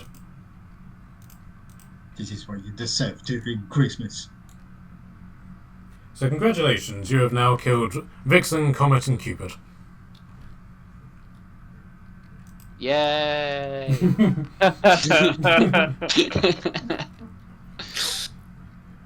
So now all that awaits is Donna, Blitzen, and Rudolf. I am going to repair my gun. Yep, so you don't need to roll for that, do you? It just happens. I believe so. I think it's something that I need to use to repair it. Your tinkering tools. Yeah, so I'll just mark that off. Okay, right. So, but would anybody like to do anything before you move on to the high street?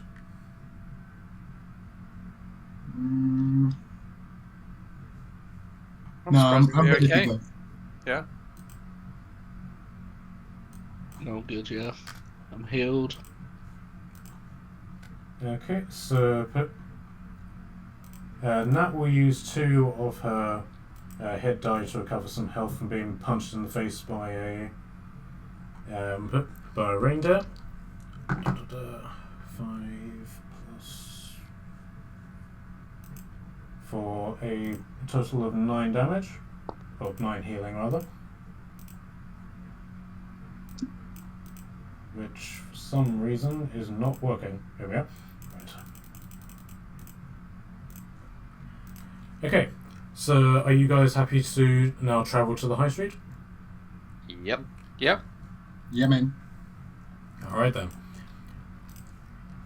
Here you arrive to a scene of complete destruction, chaos, and dismembered limbs.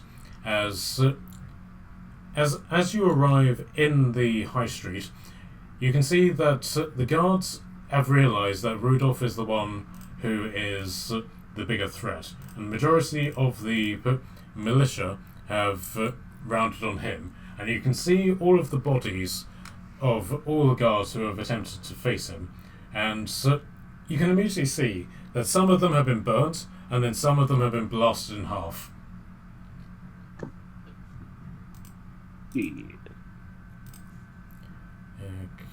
Turn order. Rudolf. I'll whisper to the group. What do we think? Should we go straight for the red one or pick off his little mates first? Oh, mate, first. Right. Let's all sneak up on this one above us here. And I'll start slowly. Am I still big? No, that's now worn off. It's taken you about 5 minutes to get down. Alright, cool. Alright, Yes. so immediately jumping back into combat, Bonker, you're up. Oh my god.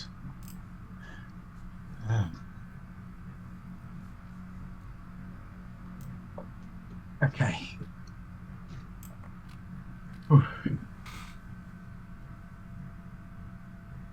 Give me a second.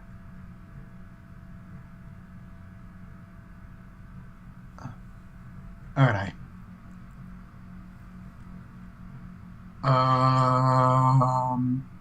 90 feet from where I am. Give me a second. Oh, yes, please. Alright. I'm gonna use again as before chromatic orb level 1 this Yep. time. Yep. And I'm gonna twin it. For them two. Alright. For both Rudolf and this one. Well, is Rudolf not this one? Yeah, No, Rudolf no. and was it this one that you mean? No, the one up on north and this one right Yeah, here. yeah, yeah. Okay, cool. Nice. Yeah, so chromatic orb each. Chromatic orb in the face. That's a 17 to hit. Yep, so it hits both of them. Cool, yep. And as before, 12 damage of fire for the first one, and 16 on the second one. Okay. I've got last bones. Okay. So that does quite a bit of damage to both of them, as they suddenly become aware of your presence. They're both on the ground as well, I might say. Is that a bush here? Yes. Can I try to hide in the bush? Yep. So so you just run over and take cover. So from this one, you have half cover. From this one, you're completely exposed. Okie doke. Okay, so the reindeer, now aware of your presence, so just going to carry on attacking the guards. Both hits. Okay, so this one is immediately killed. The other one is quite badly wounded. As he falls to the ground, like, oh no, my back! And then as you you hear these cries of pain, you just hear Rudolf very almost sarcastically go, yes, kill them, you're doing very well.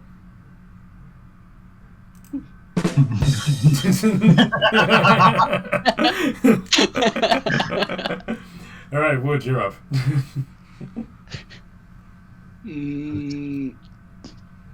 Sharpshooter. This one up there. Alright. -10 to the roll. No, -5 to the roll. -5 to the roll, 10 damage. That's a 15.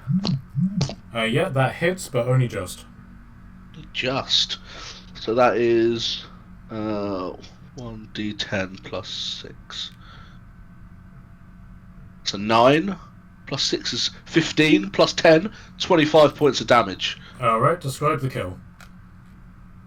I'm just gonna aim over so it goes straight over the shoulder of the guard who's like falling in front of him, straight into his eye socket. Okay, and with that, Blitzen is blitzed and just immediately just crumples to the ground. At which point you hear Rudolf basically say, oh no, Blitzen is dead. It's very sad. I'm very sincere. And I'm also going to run and hide in the bush. Hey, that's my spot. I saw it first. You get out. Alright then, Arrow, you're up. Okay, first. Ooh, okay.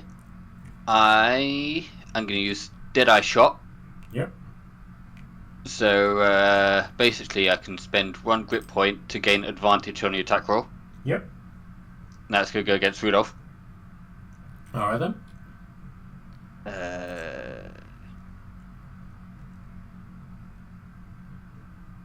A highest just 24. Yeah, that hits.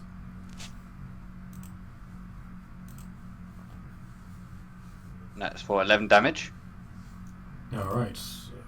After that, I'm going to use Action Surge. So I can do 1 more additional action. Yep. And then I'm going to do Violent Shot. Okay. When you make a firearm attack against a creature, you can expend 1 or more grip points. For each grip point expelled, the attacker gains a +2 to the firearm's misfire score. Yep, So that means now if I get 1 to 4, it misfires. Yep. If the attack hits, you can roll 1 additional weapon damage die per grip point spent. So in this case, there'll be 2d12 plus 5. Yes. Yep. So it's a hit. Yeah. Mate, that's huge. I know, right? Okay, rolled hit. Does 26 hit? Yep, it does. Nice. Nice. I'm gonna do 2d12 plus 5. Oh. 19 damage. 19, okay. Average. Nice. And that's my turn. Alright then. So he takes this hit and he's like, ow, that wasn't very nice. Okay, and then next character, she is going to cast, let's go with Magic Missile again, but at the reindeer.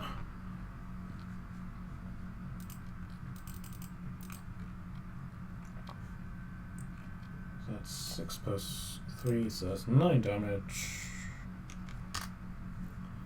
And she also goes and hides in the bush. Victor, you're up.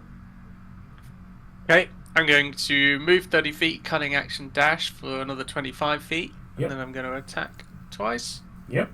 So everything for sneak attack has been fulfilled. 8 probably misses. Unfortunately, yes. 16. Yeah, that one hits. Okay. That's 12 points damage. And then I use my remaining 5 feet to step away. Alright then. So now it's Rudolph's turn.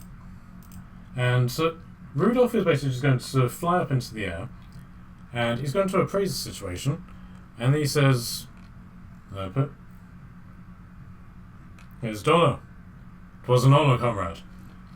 And he's then going to charge up his I'm nose. assuming the two guys get attacked by opportunity when he does that. No, because he was already flying above them.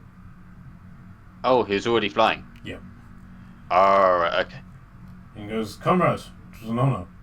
He's going to build up his nose, and he's going to fire a laser beam at the reindeer. Which Whoa. they failed the saving throw, at which point the laser beam just cuts straight through the reindeer. And in Victor's case, can I get a dexterity save from you? Yeah, coming. 14. Yep, that's that is a success. So you take 12 radiant damage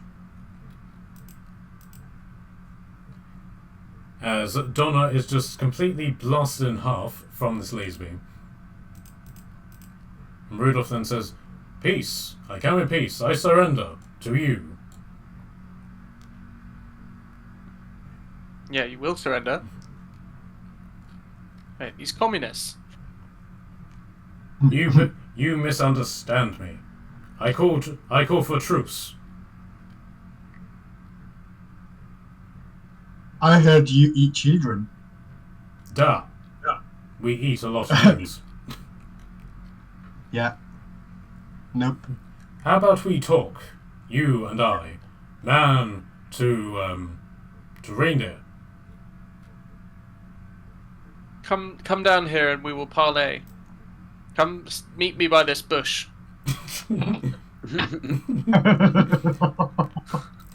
Duh, we bush together, no? The guards is like, what the fuck is happening? What's going on?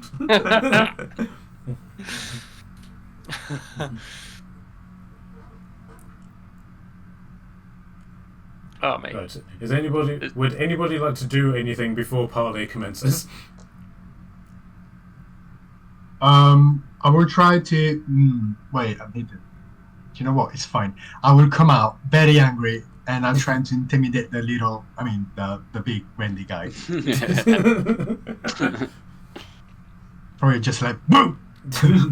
I'm shaking. Yeah, trying to intimidating with I don't know. Alright then, can I get an intimidation check, please?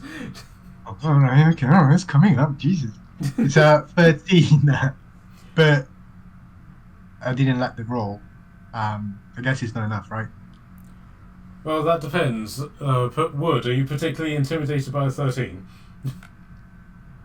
My charisma's pretty low, so yeah, probably. Okay. Can I get an intimidation check to see if you are intimidated by his intimidation? you know what? Fuck you. I'm gonna use one of my lucky points. I'm gonna re-roll the dice. Alright. Better. 17. Okay, so can I get an intimidation check from Wood, and you need to be at 17. I'll roll a 15. Okay, so yes, you are now very apologetic to disturbing the halfling's bush. Sorry, mate. I didn't see you in here.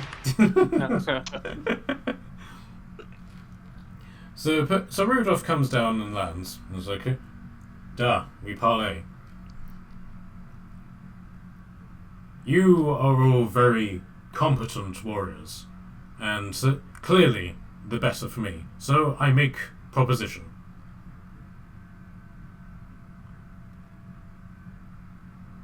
Which is? You can go on in.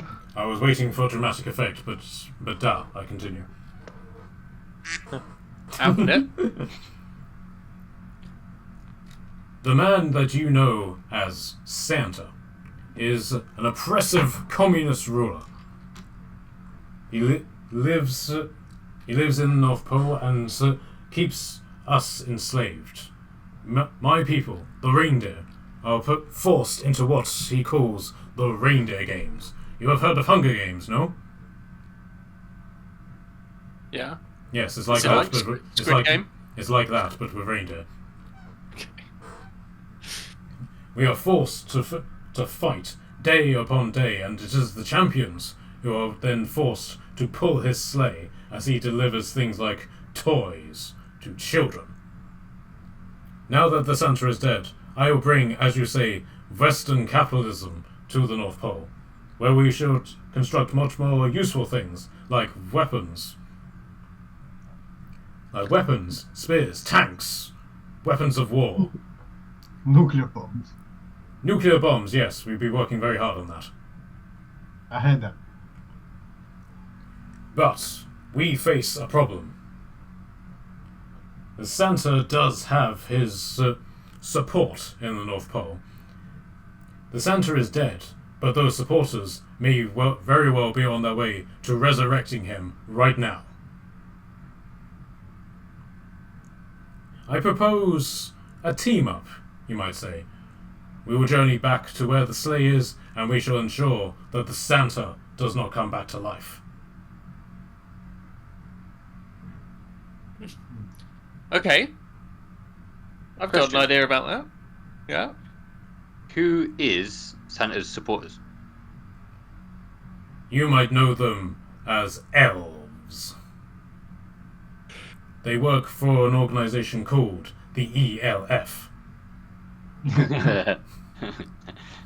And what does he stand for? So what was that?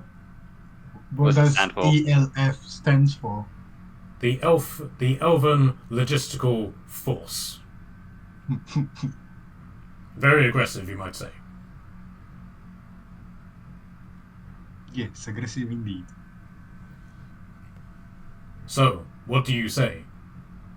Will you team up with me to defeat the Santa and bring an end to communist rule in the North Pole?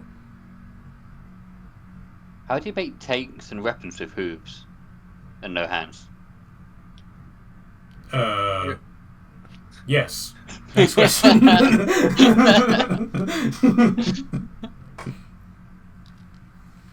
We Okay, have, I mean, we duh, have they can mysterious fly. North Pole ways. I'm going to flip my coin. Which you haven't done at all over the course of this entire. Okay.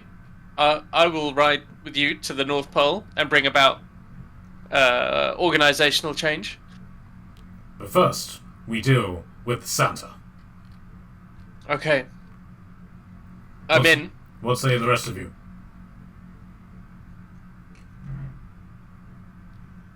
What's in it for me? Yeah, that's my question. I believe mean- the term is a shit ton of gold. I do like gold. But which one is the most fun adventure that I can embark into? Do you wish to kill Santa, either in living or undead form?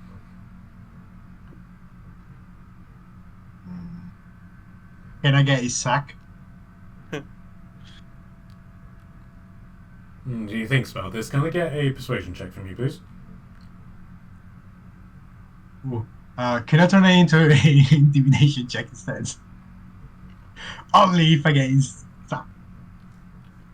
So can you change it into a what check? Intimidation. Intimidation. Yeah, go on. Oh, well, that's a 15. So he thinks about this and is like, okay, you may take the sack. But beware, the sack is most dangerous. I didn't ask you that. Cool. I'm Okay. happy. Is there anyone else who needs to confirm?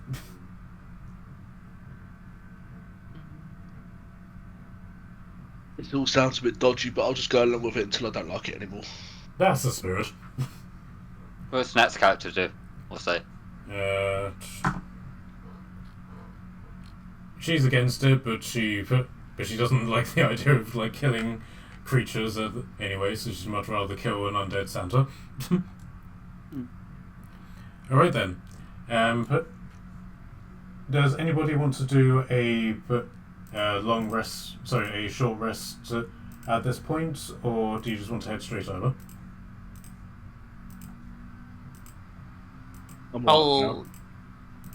I could do with a heal, but I'm not upset if I don't. Same. May as well. Nothing's stopping us. So. Alright then, roll your hit die.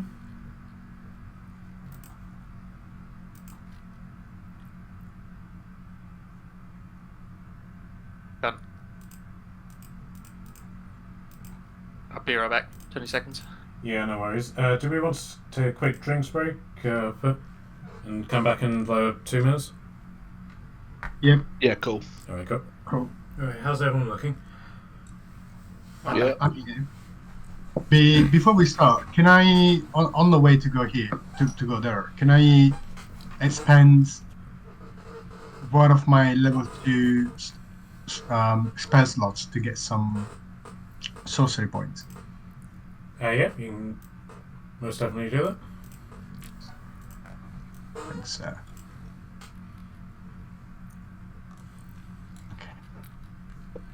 I'm ready.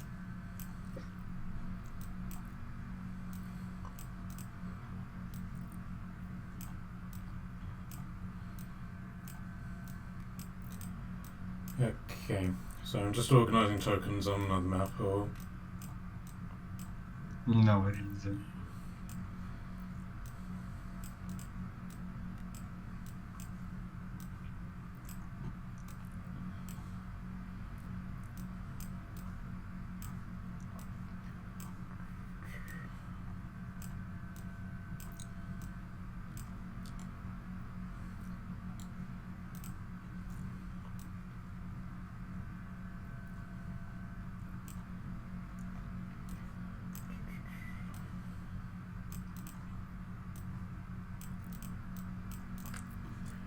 Alright, so you make your way back to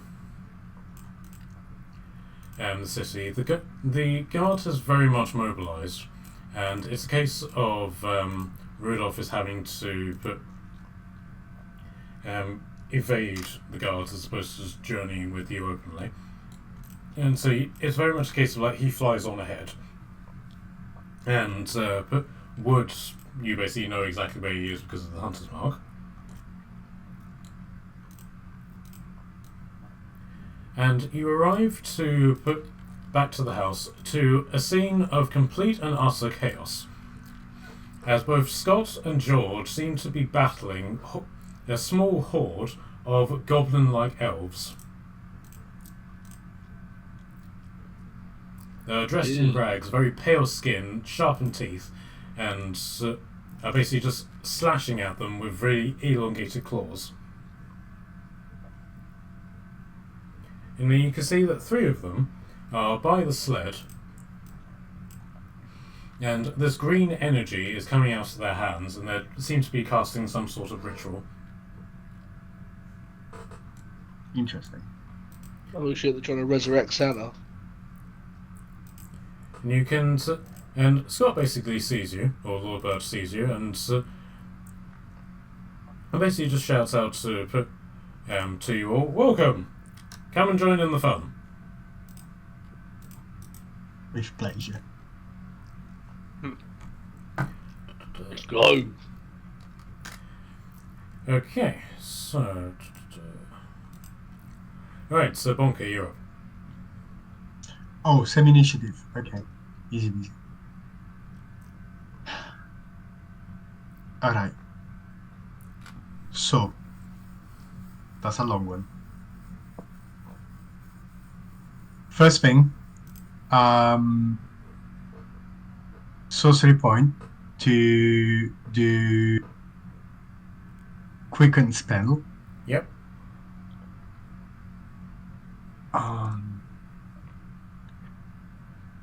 Doesn't matter what level, right? Yeah, I'm not fussed about that. Okay.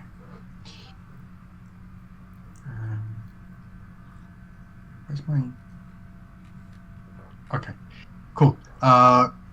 Quicken spell for Cloud of Dagger Cool. on him. Yeah, okay. Just in the middle to get all three of them. Yes, please. Okay. It is 5 feet. A cube of 5 feet. 44 slashing damage. Blah blah blah blah. Cool. Do they get the damage now, or? Yep. We'll basically just board as gases, and they get damage when they walk into it, and when they're in it, and when it appears. Okay. Well, in this case, it's 11 slashing damage. To these three, yep. Yes, please. Okay. Right. So they've, given that they're like really dilapidated and basically looking like really like starved versions of Dobby the house elf, that immediately takes out all three of these ones. Casting the ritual. Okay. Nice. As they immediately just like dove with like screams of which seems to like resonate throughout the area. And you just hear Rudolf go, "Well, that was easy." That was easy. Way too easy. What's going on? Well, Anything that else, was guys? my bonus action, and then is a action. I'm gonna use my last spell for now, Chromatic Orb. Mhm. Here, it is just a single person, right? Yeah. Yes. Well,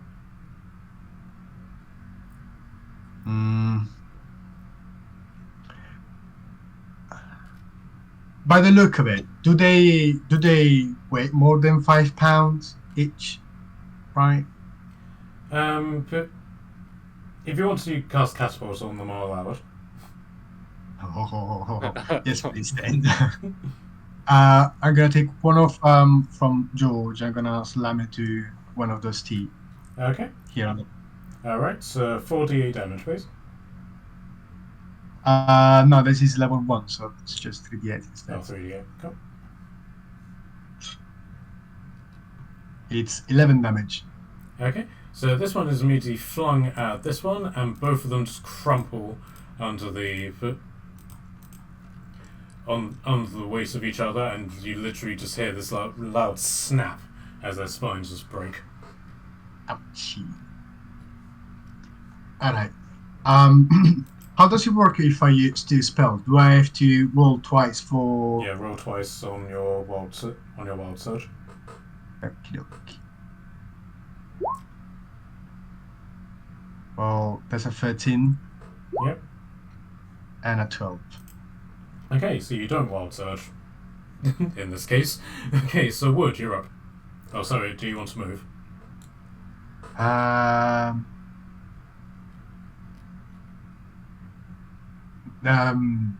I'm just gonna stay there. It's fine.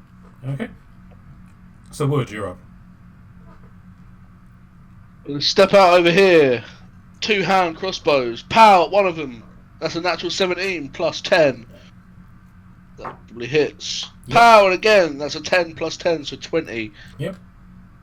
And they're gonna do 3 plus 5 is 8. Okay, so this And one's 8 dead. plus 8 is 16. Okay, so which ones are you targeting? This one and this one.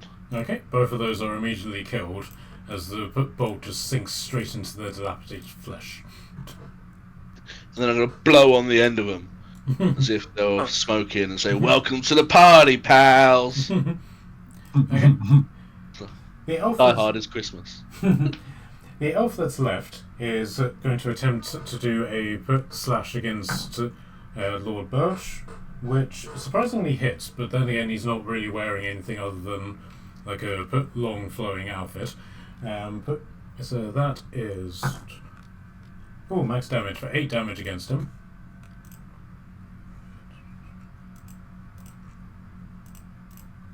Alright, come on. Right.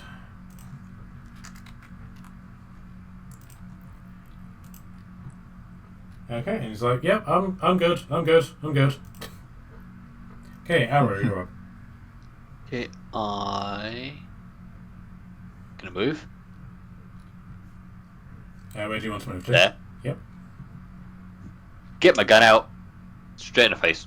Alright then. 22 to hit. Yeah, that hits. Yeah, 7 damage. Okay, and this thing's head is just immediately blown off Oh, okay. as the last elf falls. And That was easy. and George then turns on Rudolf and is like, "Oh no, there's another one of them." And Rudolf just turns around and is like, "Where?" Yes, there is another one. Kill him.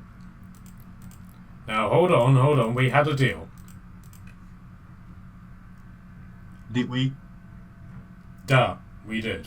As his nose begins to glow quite prominently. But then but then you hear Pablo and go, "Oh look, the sleigh's moving."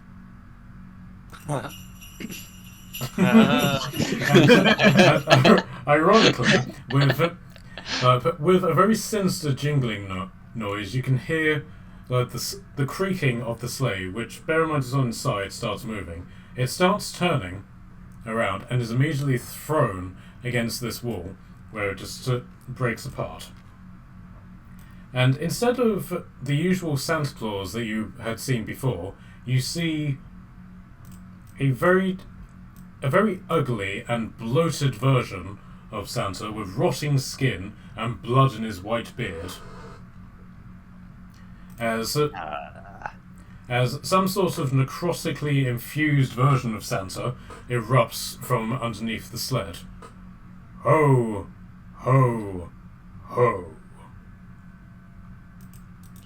Oh dear, an abomination.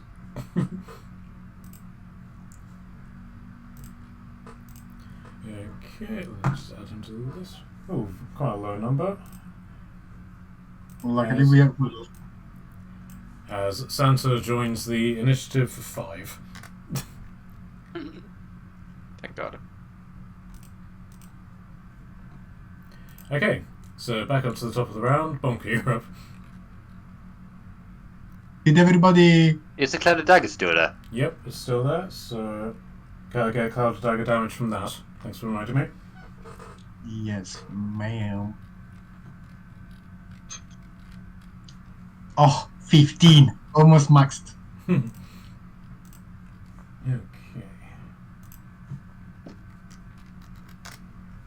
Okay, so yeah, as he emerges, he immediately takes damage from the Cloud of Daggers, but he doesn't seem to notice it particularly well.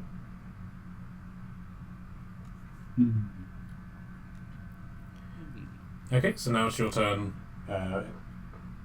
Normally, no? Yes. To confirm my theory, I'm gonna Brave Frost to him with a mighty 14 to hit. Okay, so it basically just like smashes into him. He basically just looks down at it, and then just like does a sweeping motion, just sort of sweeps the spell away. Oh. Okay. I try to shimmer through the wall. Naughty boy, I come from the North Pole. You Yeah, no, merely adopted the cold. I was born in it. Not wise at all. Not wise at all. Okay, is that your turn done? Yes, ma'am. Okay, Throbbing, you're up. Hunter's Mark. So you're taking it off Rudolf and onto Santa? Yeah, went ages ago. But yeah. Okay, cool. I need to sneeze. 1 sec. Good lie. Oh no, I lost it. Oh, it's the worst feeling in the world. There you go, I'm fucking banging one. As And it Santa just uses his fucking legendary, one of his legendary actions to cancel out your sneeze. That's right, I'll come back later. It always does. I understand it. Hunter's Mark, sharpshooter. I'm going for his gut. That's a natural 19 plus 10 minus 5 for a 24. Okay, yeah, that hits. What the fourth natural 19 I rolled? 10 D10. Why can't I ever find these bloody D10s? That's a 10. That's a 26 points of damage, plus a D6 for Hunter's Mark, which is 2, and then plus 2d6 for that other psychic thing that I see. Okay, so how much damage total? So it's 26 plus 2 is 28, plus 4 is 32, plus 5 is 37. Alright then. So this blasts into his chest, and you can see that his body just sort of collapses inwards a little bit. And he's like, ah! And then he sort of like cracks his neck and just like tenses up, and the bullet just the crossbow just falls out of his gut and onto the floor. Oh no. You get from that he's probably resistant to normal attacks. He's resistant. Fuck. I'm just gonna go stand just there. So not even the cloud of daggers did any damage. It did do damage because that's magical. Yeah. The psychic damage should go through though, right? Oh yes. What? So what was the psychic damage? It was 9. Okay. So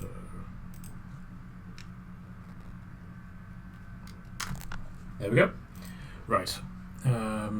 Okay. So is that your turn? Yes. Okay, Arrow, you're up. Yeah, so I'm pretty much useless, as I have no magic at all.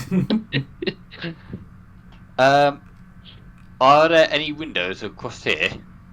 Yeah, there's a window basically where Birch is standing, but there's a wardrobe in front of it, and then there's one here.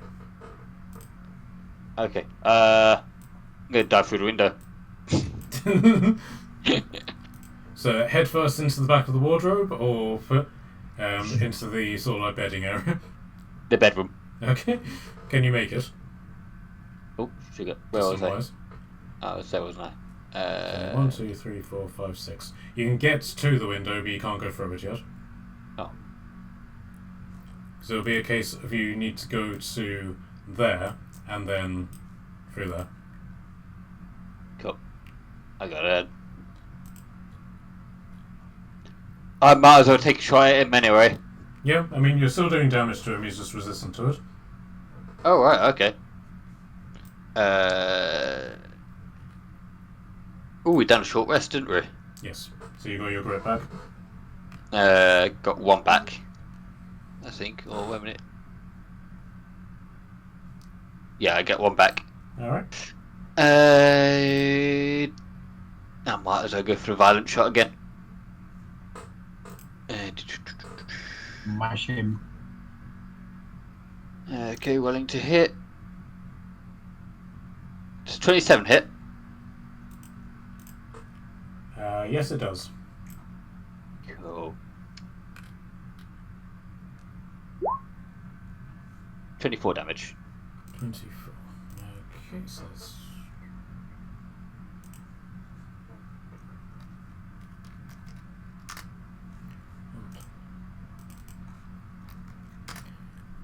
Alright, so no more elves. So it's now Nat's turn, and she will...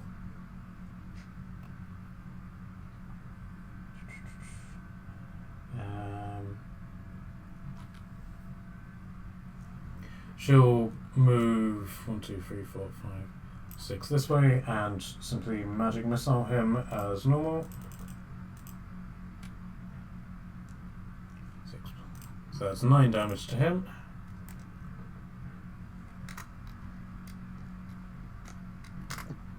Okay, Victor, you're up.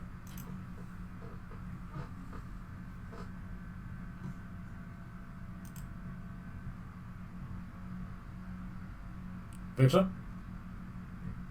Sorry, I'm on mute. I do have the movement, so move into melee. Oh, let me move the elves out of your way.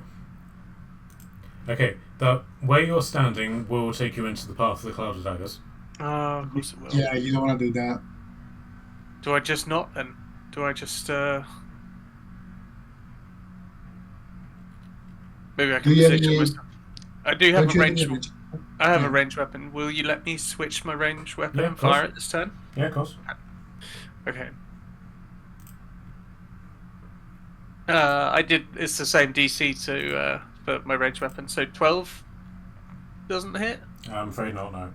Yeah. Okay. No, just move and I'll stand here. So yeah, the crossbow just shoots across and literally just bounces off of him. So, ho, ho, ho. Merry Christmas. Okay, so Rudolf is then going to basically say, this is problematic, comrades. And he is going to ready his laser beam.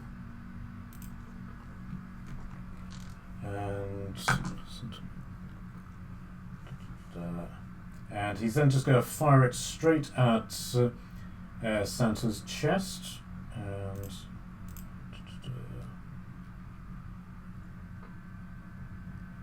And spectacularly, Santa fails at this. And you can see that this is a beam that is at full blast. As Rudolf does 27 points of radiant damage to him. Wow. Damn.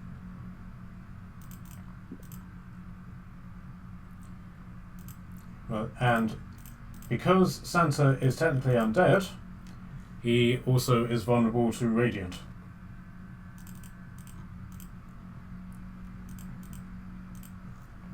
As a massive part of him is then just blasted away by this red laser beam, and Padwin's like, "Oh no, laser!" and dives out of the way as the laser beam passes through Santa and blasts the spot where he was.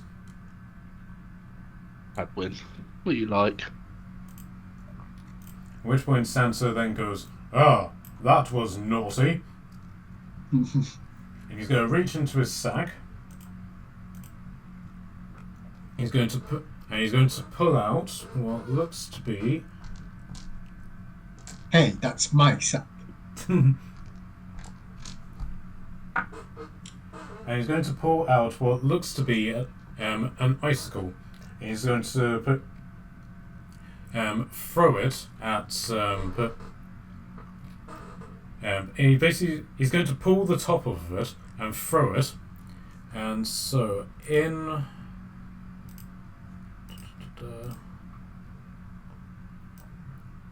Oh, what the hell? Oh, what? What's going on? Right, so... Can someone draw a square around that? On it.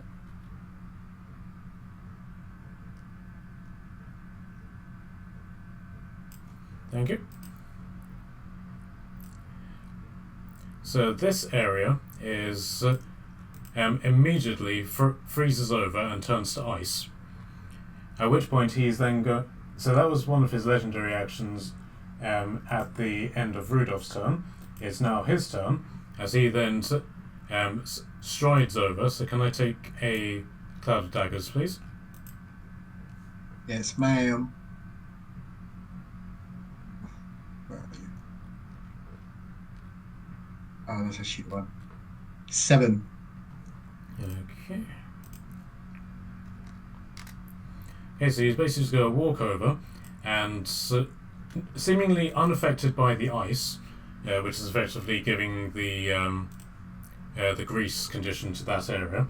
He's then just going to wield his sack and is going to whack Victor with it. Does an 18 hit you? It most certainly does. Okay.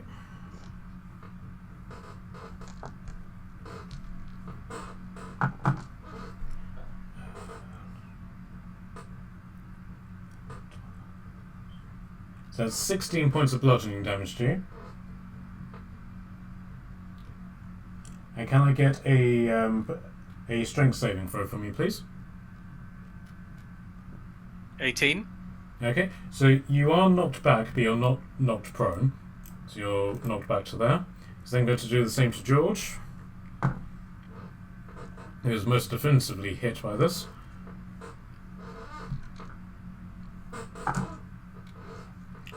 Okay, George is then knocked back to there, and George is then immediately knocked out. No, Georgie. He's then going to just stride across and do his final attack against Nat's character, which also hits.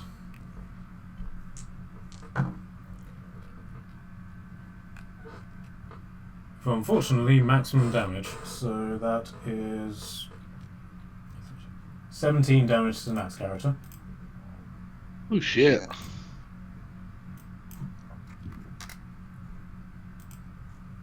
Okay, so Nat is now at 9 out of 30 hit points. And with that, Bonker, you're up. Okay. Well, I have a question. I have my last sorcery point left, but to consume 1 sorcery points to get a spell, I have to get 2 points. But would you like me to use to consume a spell, sorcery points to get a spell at level 1? Yeah, go for it. Yes. So in this case, I'm gonna use chromatic orb. Alright then. Okay. Well, so this is at 9 to hit.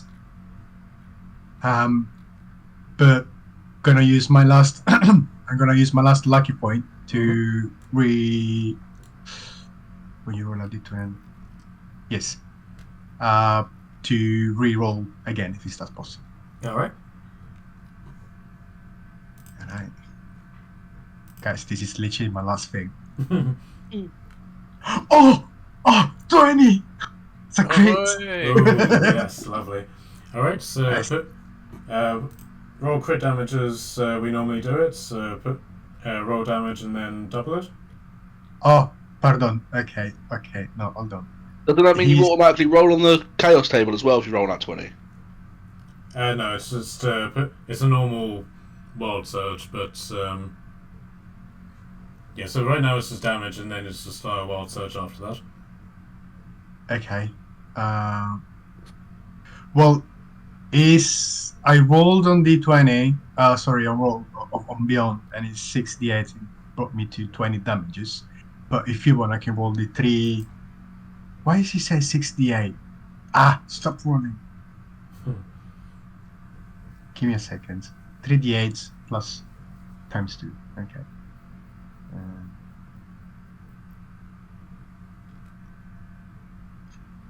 Oh, that's shit. Well, it's 22 damages. 22. Off. And what damage are you doing? Fucking fire. Alright.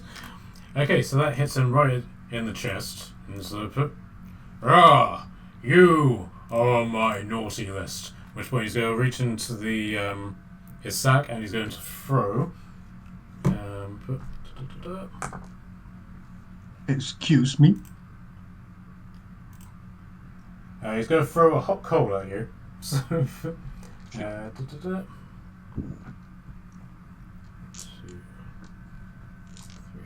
Oh, do you want me to do the magic surge? Sure. Just one moment. 8. Yes. So that's 10 points of fire damage to you.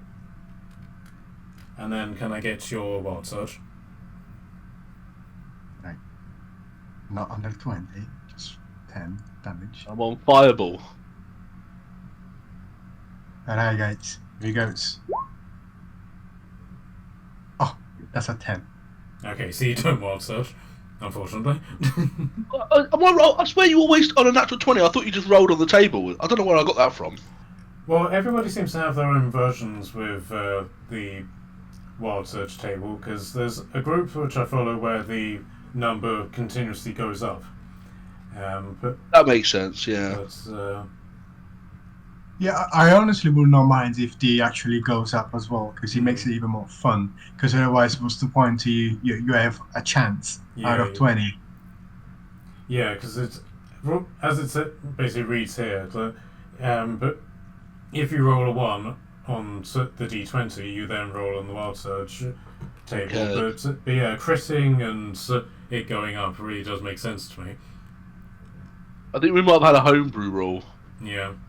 Something like that, I can't remember now. But it does I mean, make sense. to make things fun, we can just roll one and. Yeah, swap. sure. Yeah, let's do that. Alright, man. Okay. Oh, yes. So that That was my whole thing. I was like, just let it roll each time, whether it's good or bad. Every time I cast a spell. Okay, so with a 76, you glow with a bright light in a 30-foot radius for the next minute. Any creature that enters turn within 5 feet of you is blinded till the next turn. Ooh, Pretty good. blinded by the light.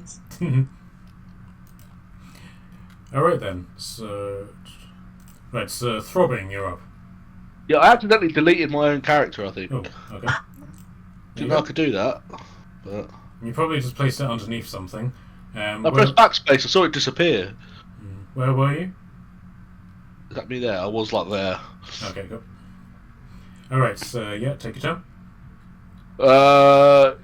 All of it again. We're going sharpshooter. We're going hail of thorns. We're going to go psychic damage, and we're going to go hunter's mark. If I hit, that is sharpshooter -5. 17 -5 is a 12. Plus 10 is 22. Alright, that hits. Nice. 22. Right. D10. 7 plus 6 is 13. Yep. So that's 13 piercing. Hunter's mark 5. Is that piercing again? Yep. So you can half that, and the sharpshooter is 10, so half that as well. Yep. And then Okay. the psychic damage Yep. is a 7 on the psychic damage. So 20. Oh, and Hail of Thorns is 1d10 magic as well. Yes, roll that. That's an 8. Okay, so in total, that bring his resistances in. That brings it to 29. Nice, So- I'll take it. So I say to you, in this Christmas spirit, how do you want to kill Santa? Hey! I wanna bring him down to one knee. I wanna like kneecap him in the back of the knee and bring him down so he's on death's door, and then just look at the rest of the group and throw my hands up and say, "Looks like someone's been naughty," and then let everyone else pile in. You just hear Rudolf just go, "Yes, kill." Right, so with that, Santa, or rather this undead demonic version of Santa, is now truly dead. Oh, good. So it takes a while for the dust to settle, given that you've just been pounding on this giant bloated blob of flesh, and is letting out all this putrid stench as the necrotic animation of this just finally passes. And you hear Rudolph just sort of not necessarily jingling bells in any rhythm, but it's like, and so you hear the sound of a glass bottle just go dunk onto the floor.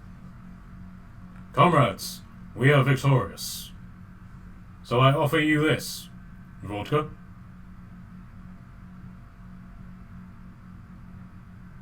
A toast to our success, no? Yeah, I'll toast you. Da, to freedom and for enriching our own lives. There are many people who would like to thank you for this, but unfortunately, they are dead. Yeah, we get that.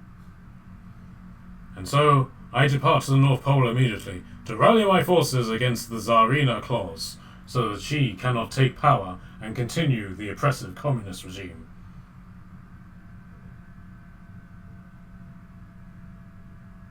Well, my friend, ever the best of luck. And may the spirits of Christmas don't shine upon you. Yes. Da. Yeah. No more will naughty children be receiving lumps of coal, and no more will children be receiving toys. They shall receive tools of trade, pickaxes, shovels, swords. And the naughty children, instead of coal, will get live grenades. Yeah. Cracks. Tumors. And so he then turns to you, Victor. So you offered to journey to the North Pole with me. Would you journey with me now, and we shall end the forces of the Santa? That would be fantastic, Rudolf, for a 33% cut. Done. At which point he sort of floats down and put to your level and allows you to clamber aboard. Fantastic.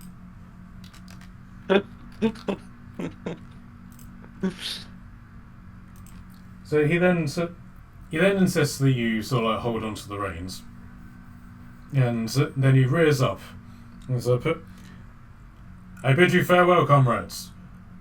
And as he begins sort of like prancing in midair, and begins floating up, and it's like, and to the rest of you, happy Christmas to all, and to all a good night. Remember what has happened today, comrades, and put it into song and poem, and sing a slaying song tonight. Yay. As the curtains then close upon this scene, and whatever the hell this is in terms of Christmas stories comes to a close. You may now share. Yay. Yeah. Yay. Thanks, Matt. Well, Nice, man. Thank you. That was fun. Yeah, no problem, guys. I'm glad you enjoyed it. Very much. yeah, that was badass. They're very inspired. Yeah. But I kind of got the idea from a video from Four Alarms and Hulk where Santa gets captured by the Russians, and just sort of went with it from there. So. But have any of you guys seen Rogue One, Red One yet? Yeah, I watched it. I thought it was pretty good. Yeah, that was awesome. The only thing that put me off it is that the Hulk, like, not the Hulk, the Rock, like, wanted 50 mil just for his appearance, something that was like a third of the whole budget of the movie. Hmm. And it did awful. I actually thought that looked alright, you know. It does, it's not a bad movie, but it's the fact that he was like, no, if you want me in this movie, it's going to cost you 50 mil. It really puts me off him. Yeah. Yeah, but he knew it was going to be shit, so he just got paid, man. Exactly. You know what I mean? Well, considering all the other people who are in this, I'm surprised that they had Lucy the Liu, budget Chris strong. Evans. Hmm. I don't know anyone else. J.K. Simmons was in it. He was pretty J.K. good. Simmons, he was, yeah, it was good. Yeah, we spent Saturday just watching Christmas movies. That was one of them. Then we watched the Jack Black one. On the holiday. No, the Dear Santa, where the dyslexic kid accidentally sends his letter to Santa. Oh, is that out now? Yeah. Oh, It's that's a great it's on one. Paramount Plus. Oh man, I should watch that. That looks. Is that not new? Is it brand new as well? Yeah, Yeah, that's right. it's this year. Yeah. That looks good. That does. Yeah, he writes a letter to Satan instead of Santa. Yeah. Alright, guys. So it is getting a bit late, and I've got the school run to do in the morning. So I'll wish you good night, and we can reconvene in January to discuss next moves as well. Nice one. Yeah, man. Sounds Thank you good. very much. Thank you. And a Merry Christmas to you. Merry Christmas, everyone. No. Hey. Merry Yeah. Christmas. Yeah. See you later. Right. Bye. Bye, guys. You all.